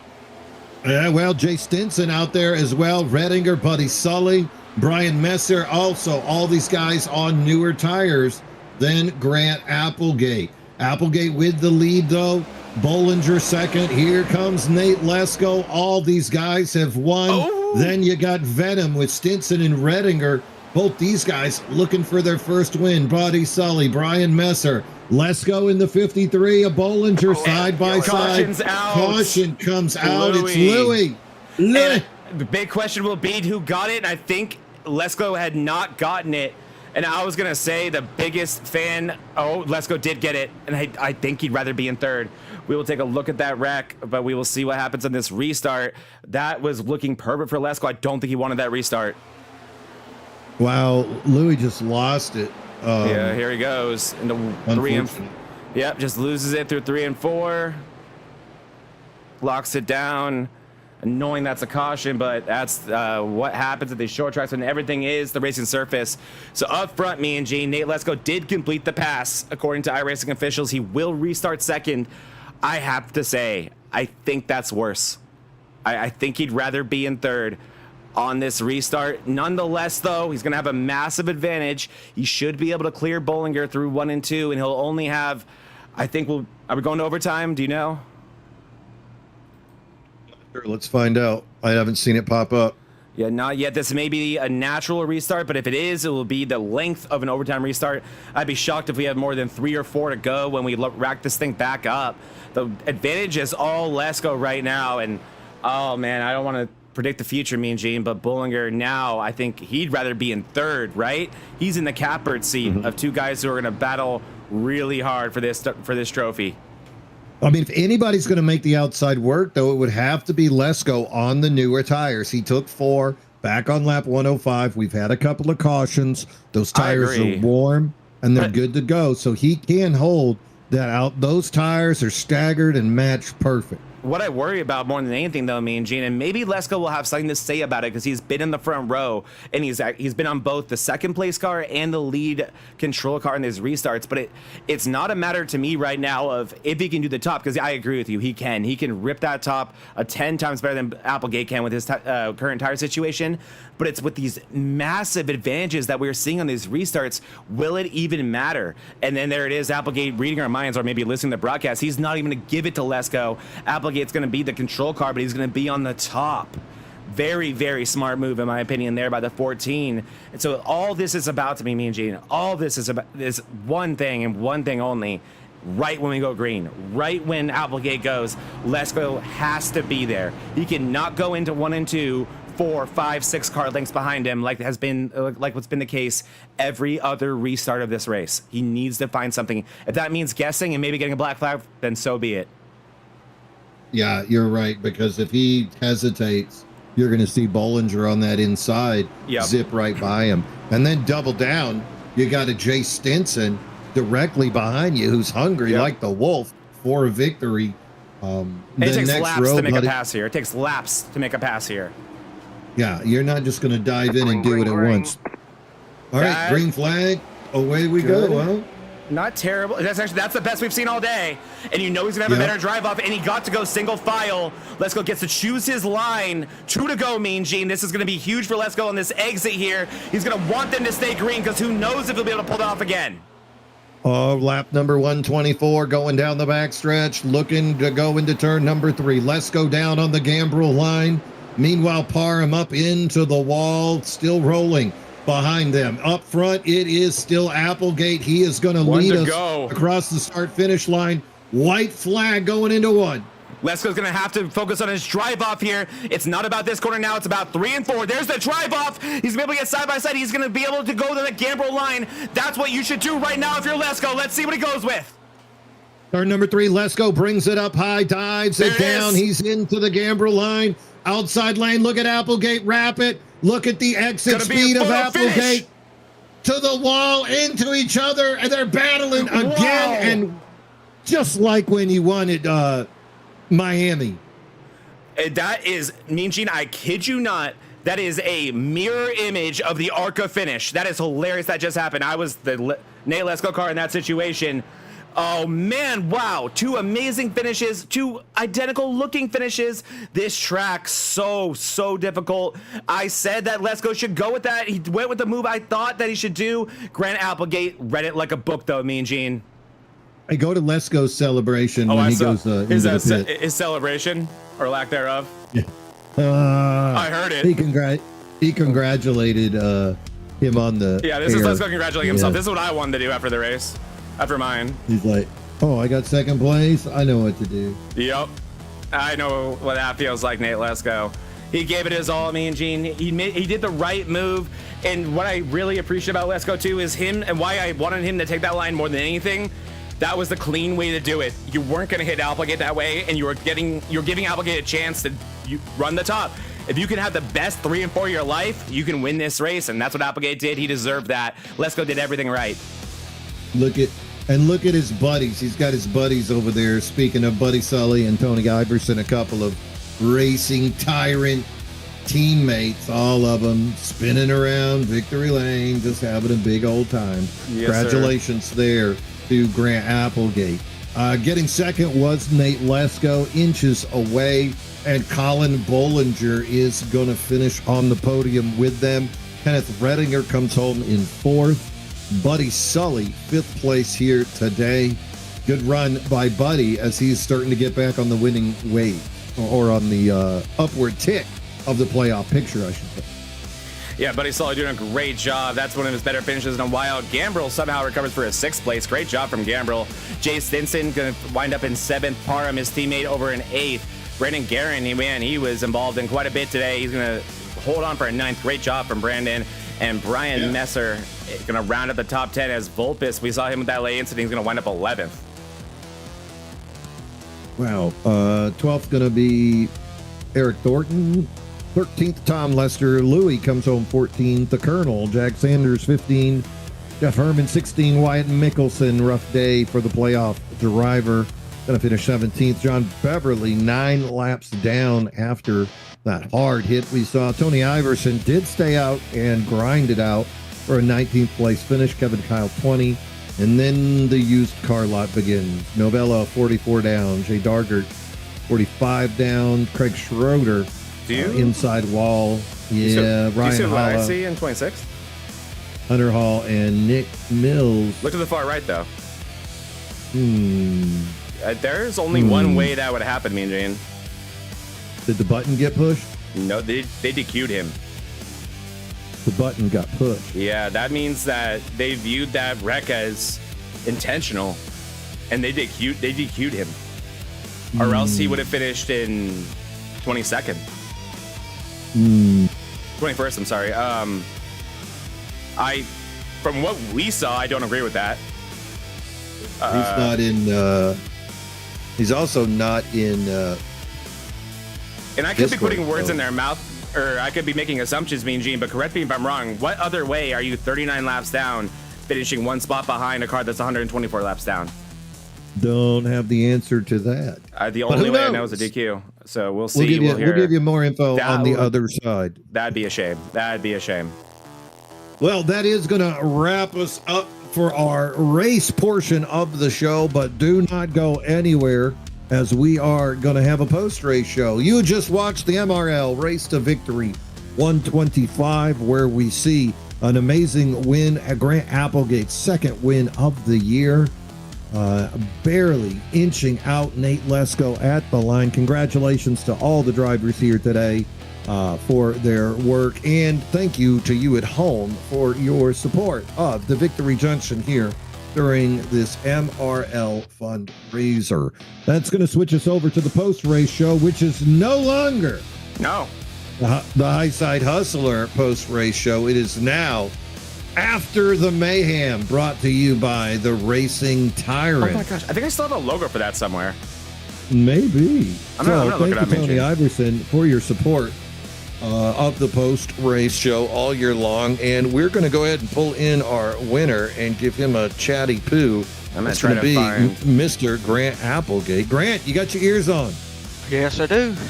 Well, I'll tell you what. You talked about you're tired of running out of gas. You want a real race. Did you get a real race? I did, somehow. Are you happy? I'm happy, but I was almost not. Well, you know, we saw Nate. He led those laps, and then you took over the race. He got tires late, but talk to me about track position. Is clean air that important here? It's been a while since we mentioned those two words. I mean, yes and no. For 3rd place on back, yes.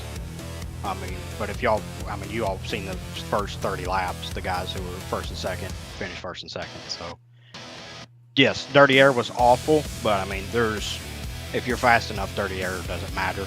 So, yeah. Now, we saw denying exit line a lot. You know, if you could pinch a guy down, he couldn't quite get the exit speed. Was driving defensively as well as quickly and forward. Was that a big part of the victory today? Were you aware of where your competitors were, and were you able to take away their line and their exit speed? Yeah, so at New Hampshire, when people are running super low like that, and I mean, unless they're going to slide up into you, if you kind of pinch that exit off, they have to put more wheel in it. And with how hot the track was, if you put more wheel into it, you do what Vulpes did and almost die. So, yeah, that's kind of it's not really a dirty air thing as much as it is just the car gets loose because you have to put more wheel into it. Yes. Otherwise, you slide up and kill somebody. So. Now, yeah, let's talk about Vulpes for just a second. Did you let off a little bit to kind of get in his way mid-turn? Because if you're not there, he's gone. Yeah. So for the first couple, like we finally got a restart where he was cleared immediately, and I was trying to aero block him a little bit, and he was just rolling the bottom so much better than me.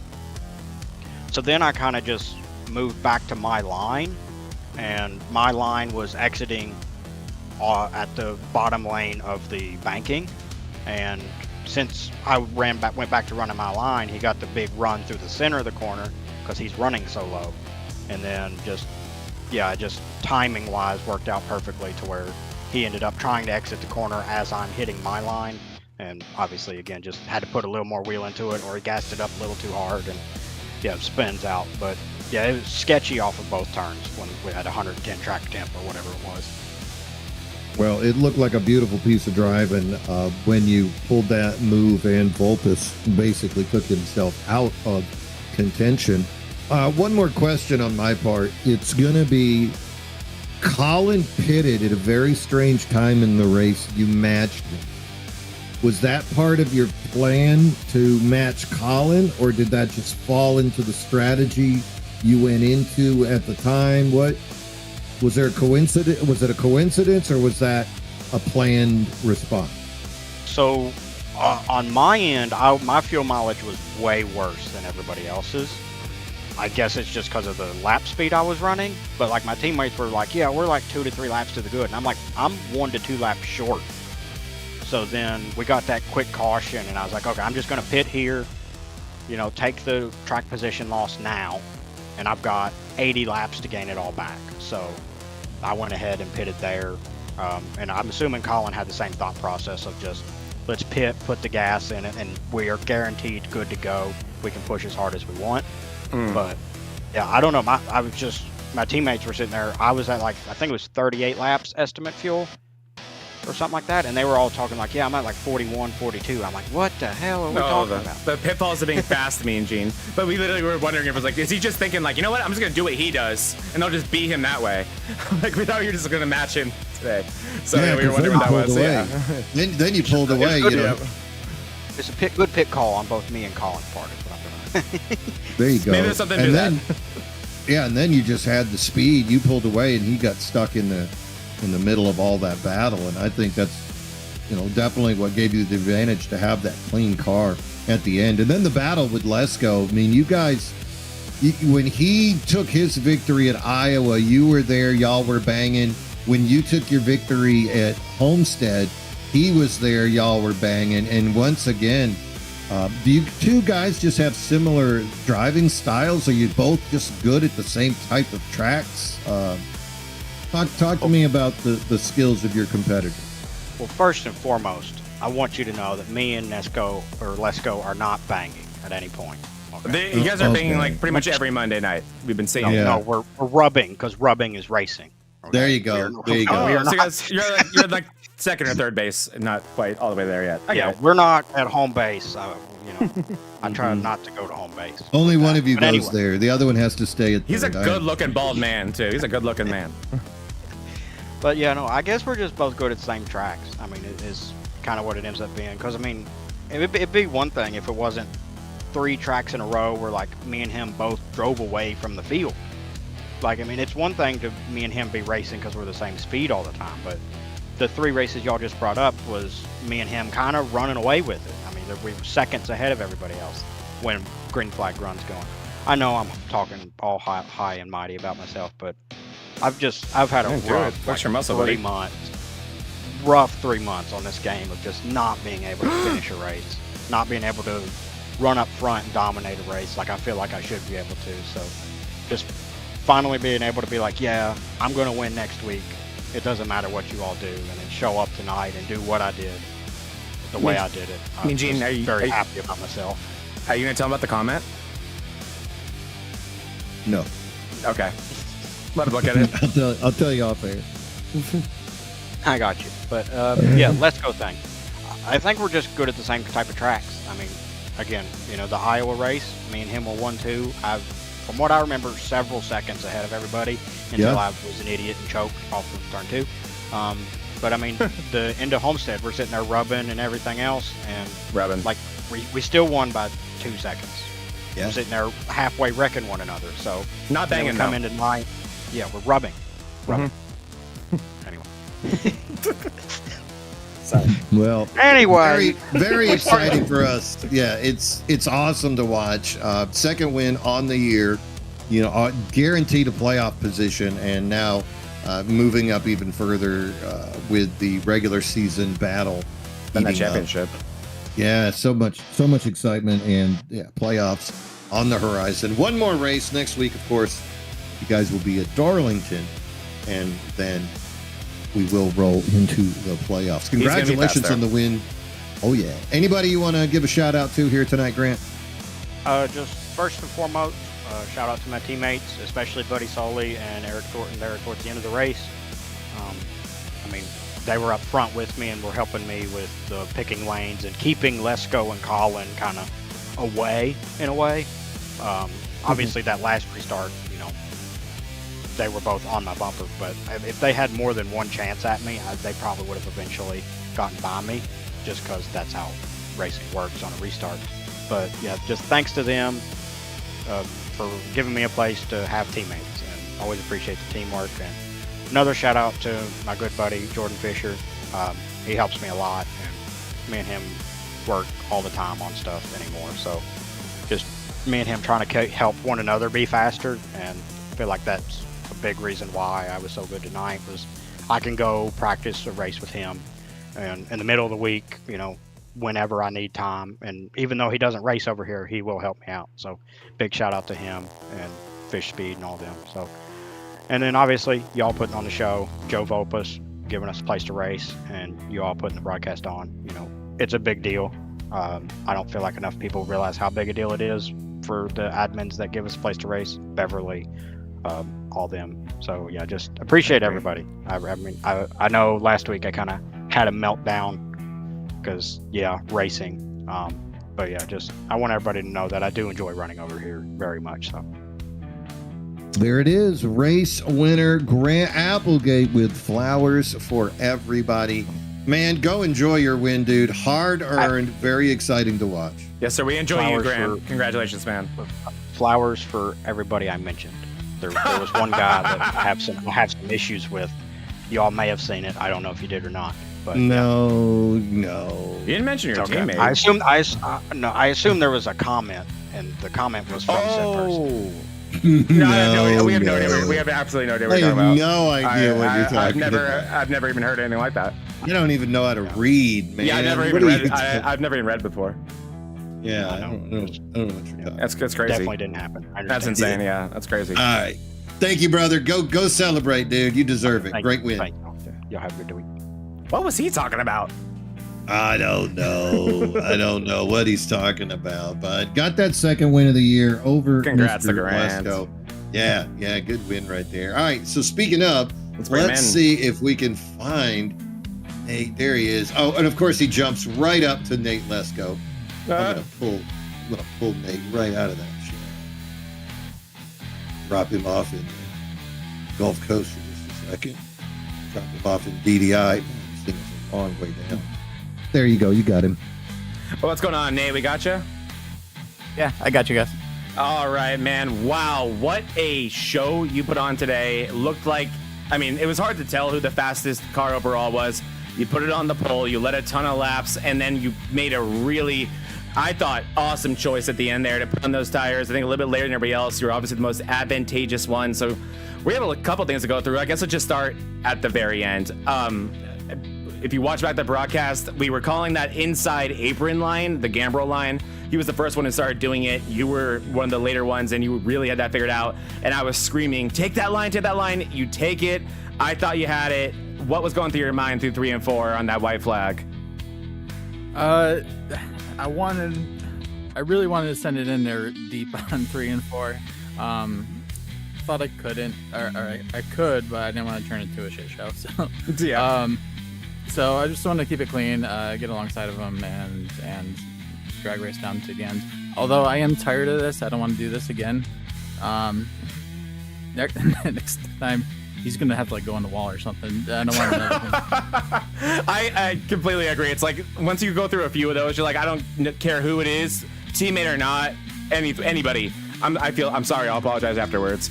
But yeah, I agree, Nate. You have been lights out fast this season. We're getting really, really close to the chase, which you will obviously be in a rookie of this league and already looking to be another championship contender here. And you've been even faster week in and week out, especially in this next gen car.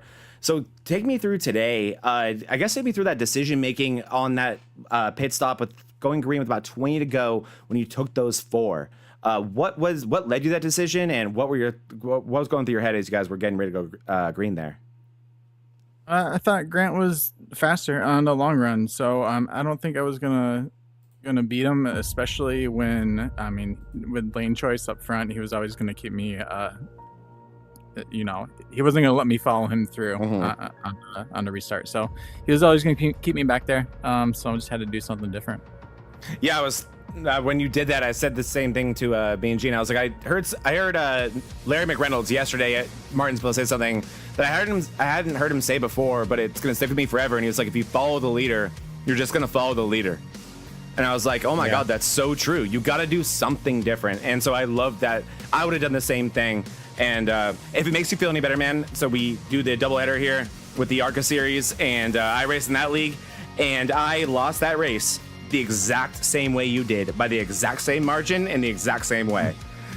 So it was like watching a mirror image of that. So I'm right there with you, man. We'll be going to bed feeling the exact same way. And I've had a wonderful time racing with you on Fridays too. It's been so cool getting to cover you on Mondays and then race with you on Fridays.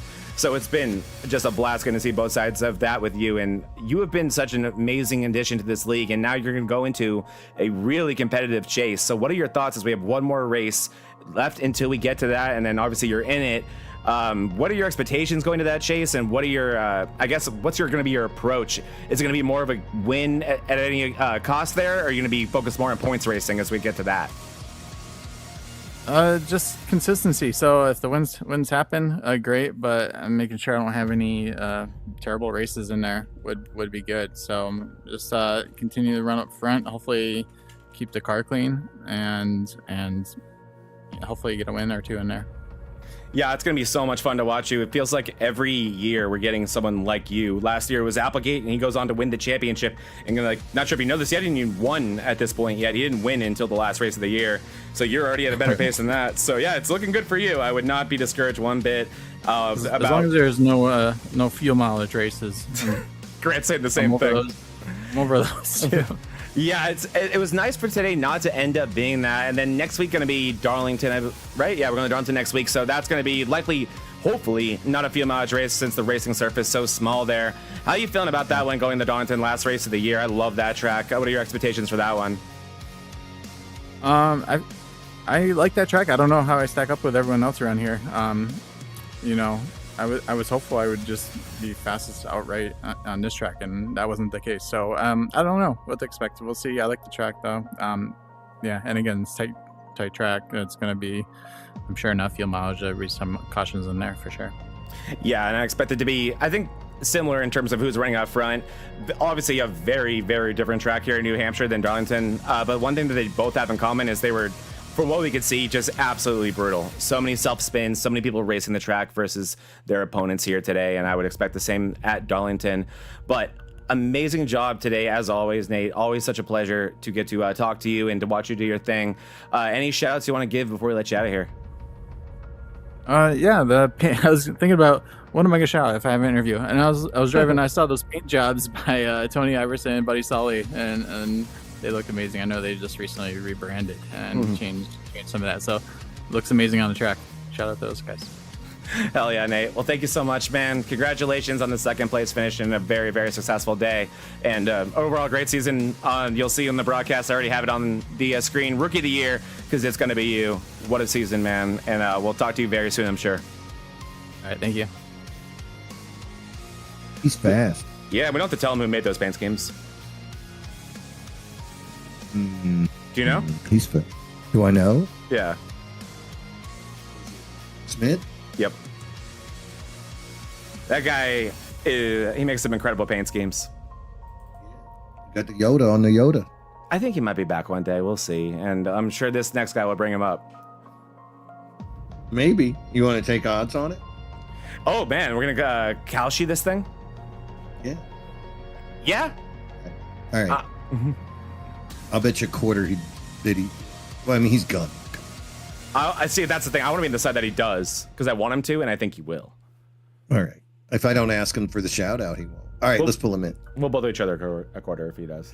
Colin, got Mean Gene, Zach Panzarella in the booth. Can you hear me, my friend? Yes, sir. What's going on, guys? Oh, I tell you what, man. What a great race here today. I know you wanted more out there in the 53. You'd won 3 in a row. You won 4 of the last 5 races. First trip for Monday Night Mayhem to New Hampshire. How did the track feel, and what'd you think of the racing overall? I mean, the track was good. I mean, I sucked at the beginning, sucked at the middle, and I sucked at the end. So I'm just happy that we got home with a P3. So I wasn't really having a good time. Just really wasn't that good. We had a little damage from an earlier incident. Wasn't able to get it all fixed. I think we still had like a minute or so. So that was probably why it wasn't so good. But in general, I mean, I think if we don't have any damage, we probably finished exactly the same spot, third. We just weren't really that great. I was kind of just hoping those two guys would maybe get together and we'd get a little fluky one, but we'll take a P3. Yeah, third place. Again, you're battling Nate Lesko, who's closest to you in the points. He did finish 1 position ahead of you, but both of you guys scoring he did score stage points. I don't think you did. You took a pit stop. You talked about sucking. I thought that was just a tropical storm off the coast.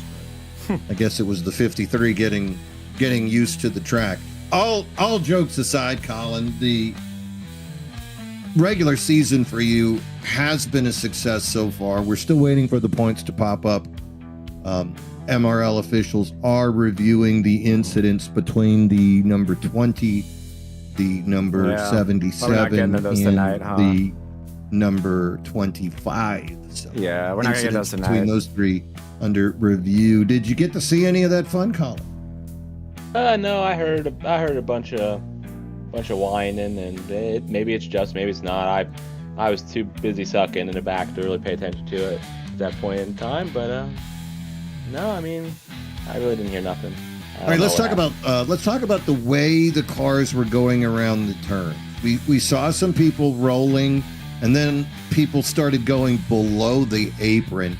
What was the best way for you early in the run? And what was the best way when your car was handling at its peak before the damage you mentioned? I mean, honestly, I was running before the car had damage. I was just running pretty much around the middle the whole time, and I could start to notice, especially at the once we got back into the thick of it, back maybe 14th, 15th, and before we got that damage. Like I was able to get around the bottom. I was actually able to kick the car a little loose and run and get good exits off the bottom. And even with a little bit of damage, I was able to do the same thing. But I don't know. I mean, some spots were crooked, others it just depended kind of how many cars were in front of you and how much air was getting blocked. I mean, I know up in the front, it really didn't bother them. But when you got 10 guys in front of you all racing for 4 different lanes, it gets a little tricky. So. Talk about the outside lane. You and Lesko came in at the same time for tires about halfway through the race. Both of you started moving up quite rapidly, but you were on the outside almost up against the wall and then changed your strategy. Was the outside lane not viable? Did you know you were killing tires out there? What was going through your head at that point? I mean, I tried. It was more of just an attempt. If you can run it properly, you can just deny the exit and just keep yourself ahead. And that's pretty much what I was trying to do. I knew the car, I wasn't good enough tonight to be fast and make passes. So we had to work them around a little bit and kind of deny their exit speed and keep ourselves ahead. So that was really pretty much the whole goal. And that's how we worked our way up to third place. We ended up holding on to it. So I mean, I guess it worked out just fine.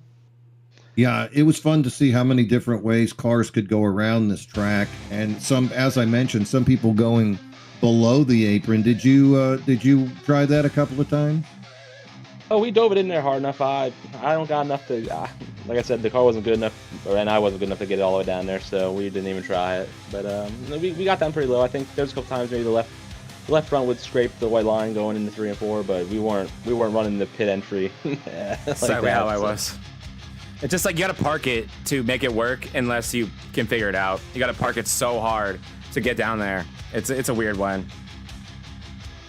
Yeah, I mean but it brings good race. Everybody had a bunch of different lines, and I mean, yeah, we had some wrecks and stuff, but for the most part, I mean, it felt like everybody had a good time. Maybe the guys that wrecked didn't, but you know, that's how it is every week. So I got to ask you this: first time this track's been on the schedule. If Colin Bollinger had a vote, bring it back or get rid of it, what would you vote? I mean, it's something different, and I'm okay with that. I mean, we can bring it back.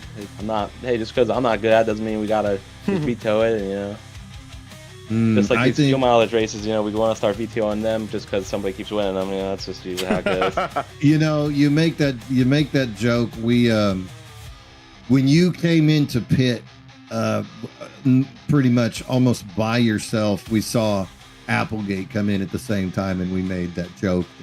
Like he just wants to play Colin's game.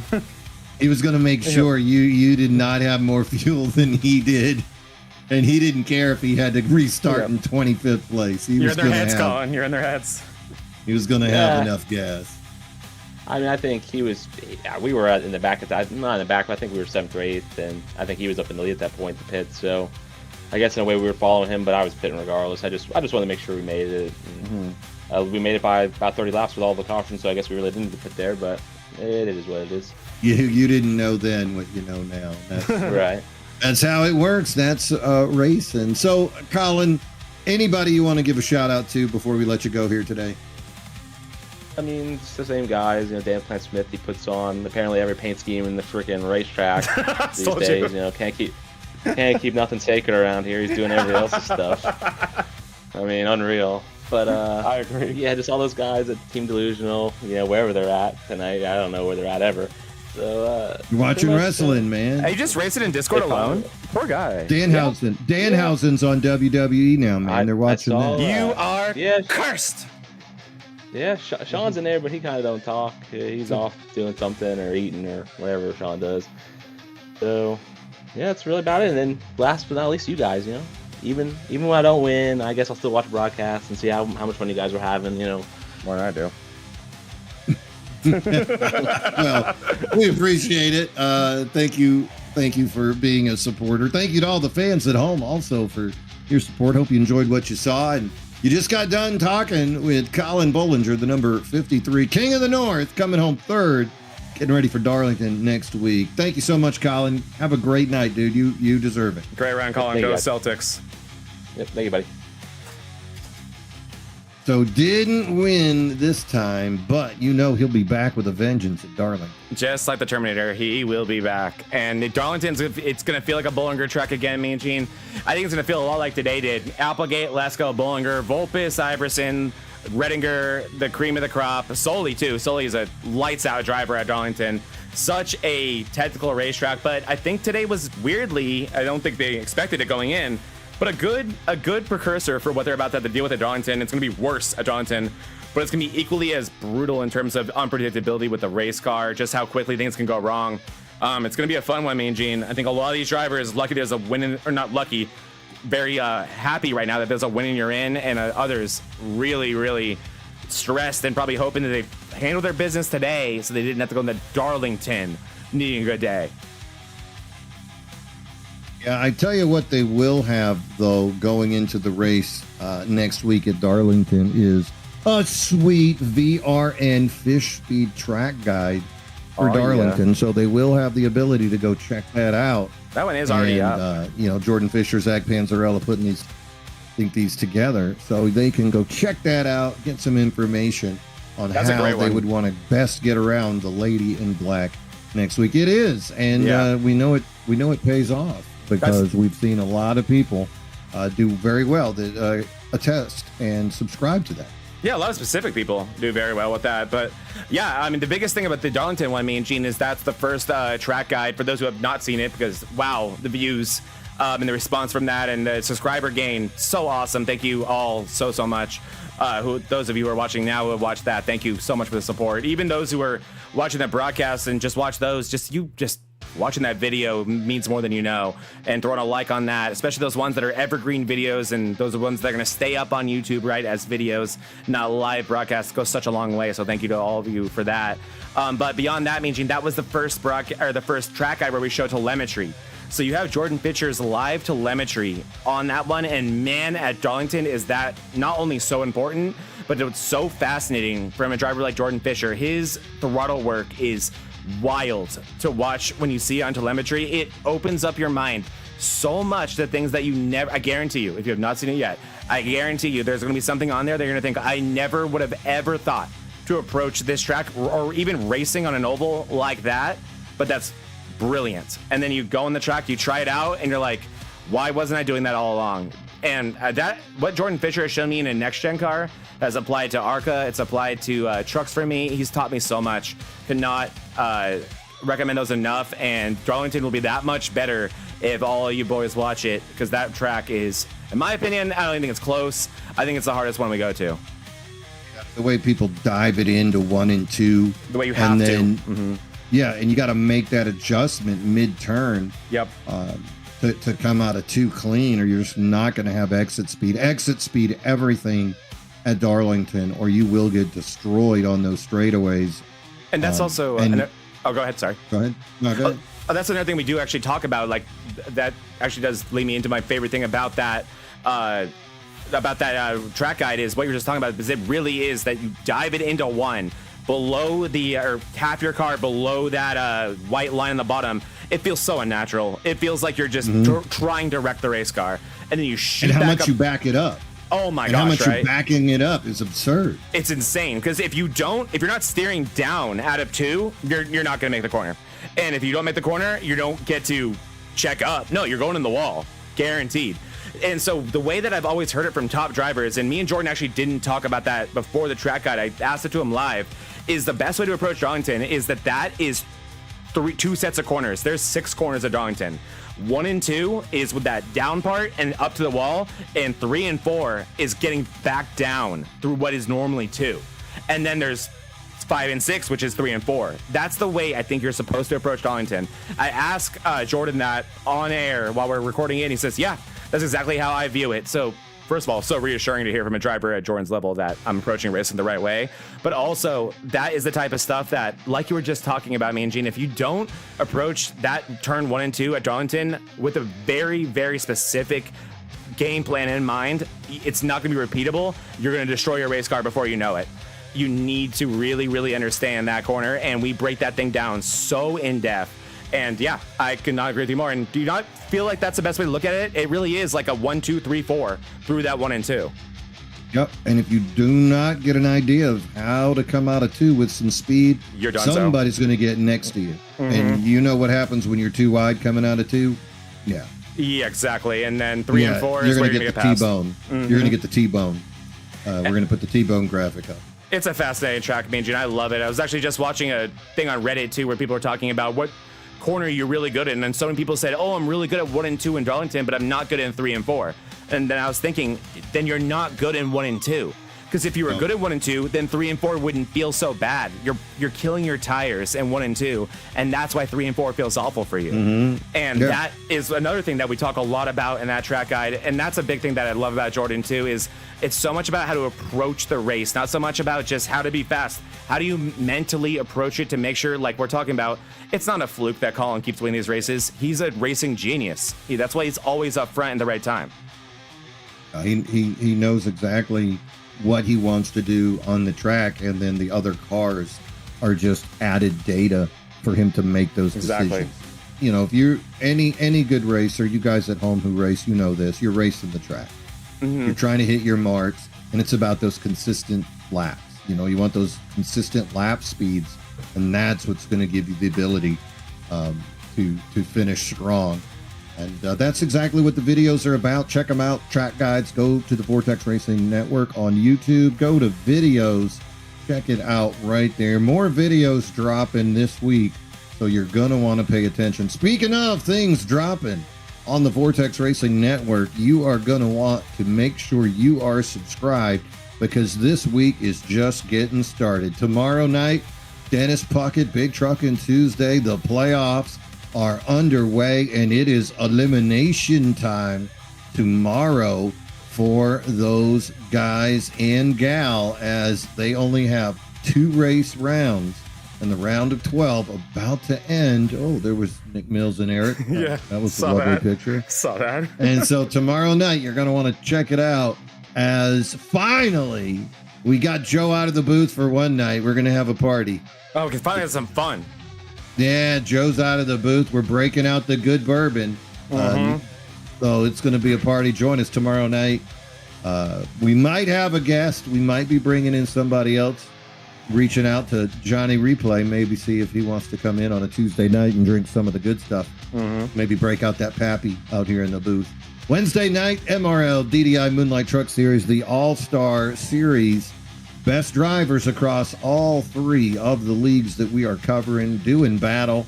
Where are we at Wednesday, Zach? Tomorrow, or Wednesday, we are going to be at, oh my God, that's another great question. Talladega. Oh, my word. Home of the big one. Yeah. Talladega Super Speedway. You know you're going to want to watch that as we see which of the drivers will prove superior on the 32-degree banking of Talladega. Thursday night coming soon. Quantum Contender Series Next Gen action live on the Vortex Racing Network. Kevin Kyle bringing you all the action. Not too late to sign up. You're going to want to reach out to Cody Dorsey or Kevin Kyle. They can get you the information, get you in the Discord, get you on the track, and who knows, you could be the next guy in the booth talking about your run in the Quantum Contender Series. Sunday's Premier Cup Series for the Bonfire Racing League. Great action there. The boys will be at Auto Club on Sunday. You're going to want to check it out. Easter Sunday, we will be running at Auto Club. And, of course, you just watched the amazing doubleheader from New Hampshire. Lobster. Ooh, the Loudon New Lobster. The lobster. As you saw the DDI ARCA and the Monday Night Mayhem back to back. Want to make sure you're subscribed, like, and share these videos with your friends. Let's get us pumped up. Use all the support we can from you true believers out there at the house. Thank you for joining us. You just got done watching the MRL Race to Victory 125. QR code down there at the bottom. Donation has been made to the Victory Junction on behalf of Grant Applegate from the Moonlight Racing League. Thank you, John Beverly. Thank you, Beardy, and thank you, Vulpus, for making it possible. That donation going to go straight to the Petty family in North Carolina with Victory Junction. Zach, final thoughts before we head out? Amazing race, really, really difficult racetrack. I mean, yeah, we were on there in ARCA before this, and I kept referring back to it, and I thought it was tough in the ARCA car, and I remember about an hour into practice, we still had about 20 minutes left. I just told my team, screw this, I give up. I'm as fast as I'm going to be. This track is making me lose my mind, and didn't put together a great race. I think a lot like how Colin feels right now, and listening to him talk about himself in that interview was exactly how I felt. Felt like I stumbled upon a good finish, felt like I sucked all day, felt like I never could figure out the track. And these drivers put together a great race. All the self spins, all that stuff. That's a good thing on races like this, on tracks like this, because it means these guys are pushing so hard, and we better get used to it, because we're going to see a lot of the same next week at Darlington with the race with such high stakes, as we're going to find out who's going to go to the chase to wind up this another amazing MRL Monday Night Series. It's just been incredible. Me and Gene, whenever we think it might get more simple, when it's getting a little more straightforward, we have guys like Redinger going full time and a guy like Lesko joining the league, making this as unpredictable as it's ever been. I can't even begin to predict who the final four will be in this league, so I cannot wait to continue to go on. And Darlington, one of my favorite tracks in the world, cannot wait for next week. Battle is getting real as we see it slowly coming to the end. One more race, Darlington next week. Big difference, though. It will be tight racing. It will be some self-spins, but that apron is way down below. There's a lot of space, and those cars often down below the apron will not bring out that caution. So mistakes could be costly. No fast repairs also. So remember, if you mess up, it could be seriously detrimental, especially for drivers on that cut line. We're talking about a Steve Lewis, a Jay Stinson, and Eric Gambrell. All those guys right there trying to hold on and make it to the end. Not sure where the points are. We're still waiting for MRL officials to rule on the incident between Jack Sanders, Nick Mills, and Eric Gambrell. But looking up and down this, I know Ryan Holla didn't have the day he wanted, so even though he was 20 points above that cut line, that day could have serious effect. So even Ryan Holla, the driver of the 41, could be sweating bullets come next week at Darlington. So still 5-6 guys plus an outside chance at a new winner could really throw this thing up into some mayhem here just next week at Darlington. Ladies and gentlemen, thank you for joining us tonight. Going to wrap up the broadcast. Thank you so much to our sponsors. Thank you to MRL for title sponsorship tonight of the race. MRL Race to Victory 125 in support of Victory Junction. QR code there on the bottom. Not too late to make your donation. Go ahead and map MRL. I dare you. I double dare you. I triple dog dare you to stick your tongue on a frozen flagpole. Also, big thanks to big thanks to Jordan Fisher and Fish Speed Brakes for all they do, the videos we get to put out with these guys, as well as year-long sponsorship of the series. Thank you, Jordan, and your team of amazing coaches and drivers. Thank you to Kevin Kyle, doing double duty on the sponsorship. Kevin Kyle, KK Woodscapes, donating trophies across the Vortex Racing Network umbrella and donating the Season 6 Championship Trophy for the Monday Night Mayhem. Also, thank you for his sponsorship of the pole this year through his Sim and Destroy Racing Company apparel group. Check them out online. Got some amazing shirts there. Also now offering your shirt. That's right. If you're an iRacer or a real life racer, he's got your shirt. We could put your livery on it along with your name. $40 for the first shirt, $25 for each shirt after that. Or you can go ahead and do 5 for $100. Get it out of the way. Give them to your family members. They make great stocking stuffers. Sim and Destroy Racing Company. And big shout out to the Racing Tyrants. Tony Iverson's rebrand. This is all I got. So Tony Iverson sponsoring the post-race show. Used to be Eyesight Hustlers, but now the Racing Tyrants sponsoring after the Mayhem. So thank you, Tony. Thank you to all the sponsors. Thank you to the league admins. And thank you to the true believers at home watching us each and every week to catch all the action on Monday Night Mayhem. I'm Mean Gene Money. He's Zach Panzarella. It's been our pleasure. Have a great night. And as always, bottoms up and hammer down. Okay, I'm Kyle Petty, and we need volunteers at Victory Junction, especially male volunteers. We need that male bonding time. It's an incredible opportunity for anybody 18 and older. Listen, first of all, you get to hang out with some of the coolest kids in the world. And that's the most important part. These kids come in and they look up to you. They want to be around you. They want you to be their mentor. They want you to be their leader. That's what volunteering does for these kids. Second, it's free food, free lodging. But in the end, it's all about the kids. That's what Victory Junction is. It's all about empowering these kids to just be the kids that they can be. Helps empower them to go back home and live the life they know they can live and be the kids they can be. And it starts with the volunteers. It starts with you. So if you're 18 and older, if you have a son or that's 18 or older, if you're a volunteer and know someone else that wants to come along with you, bring them along, because the more the merrier. Join our team. Build your resume. Enjoy free lodging and free food. Apply today at victoryjunction.org/teamvj.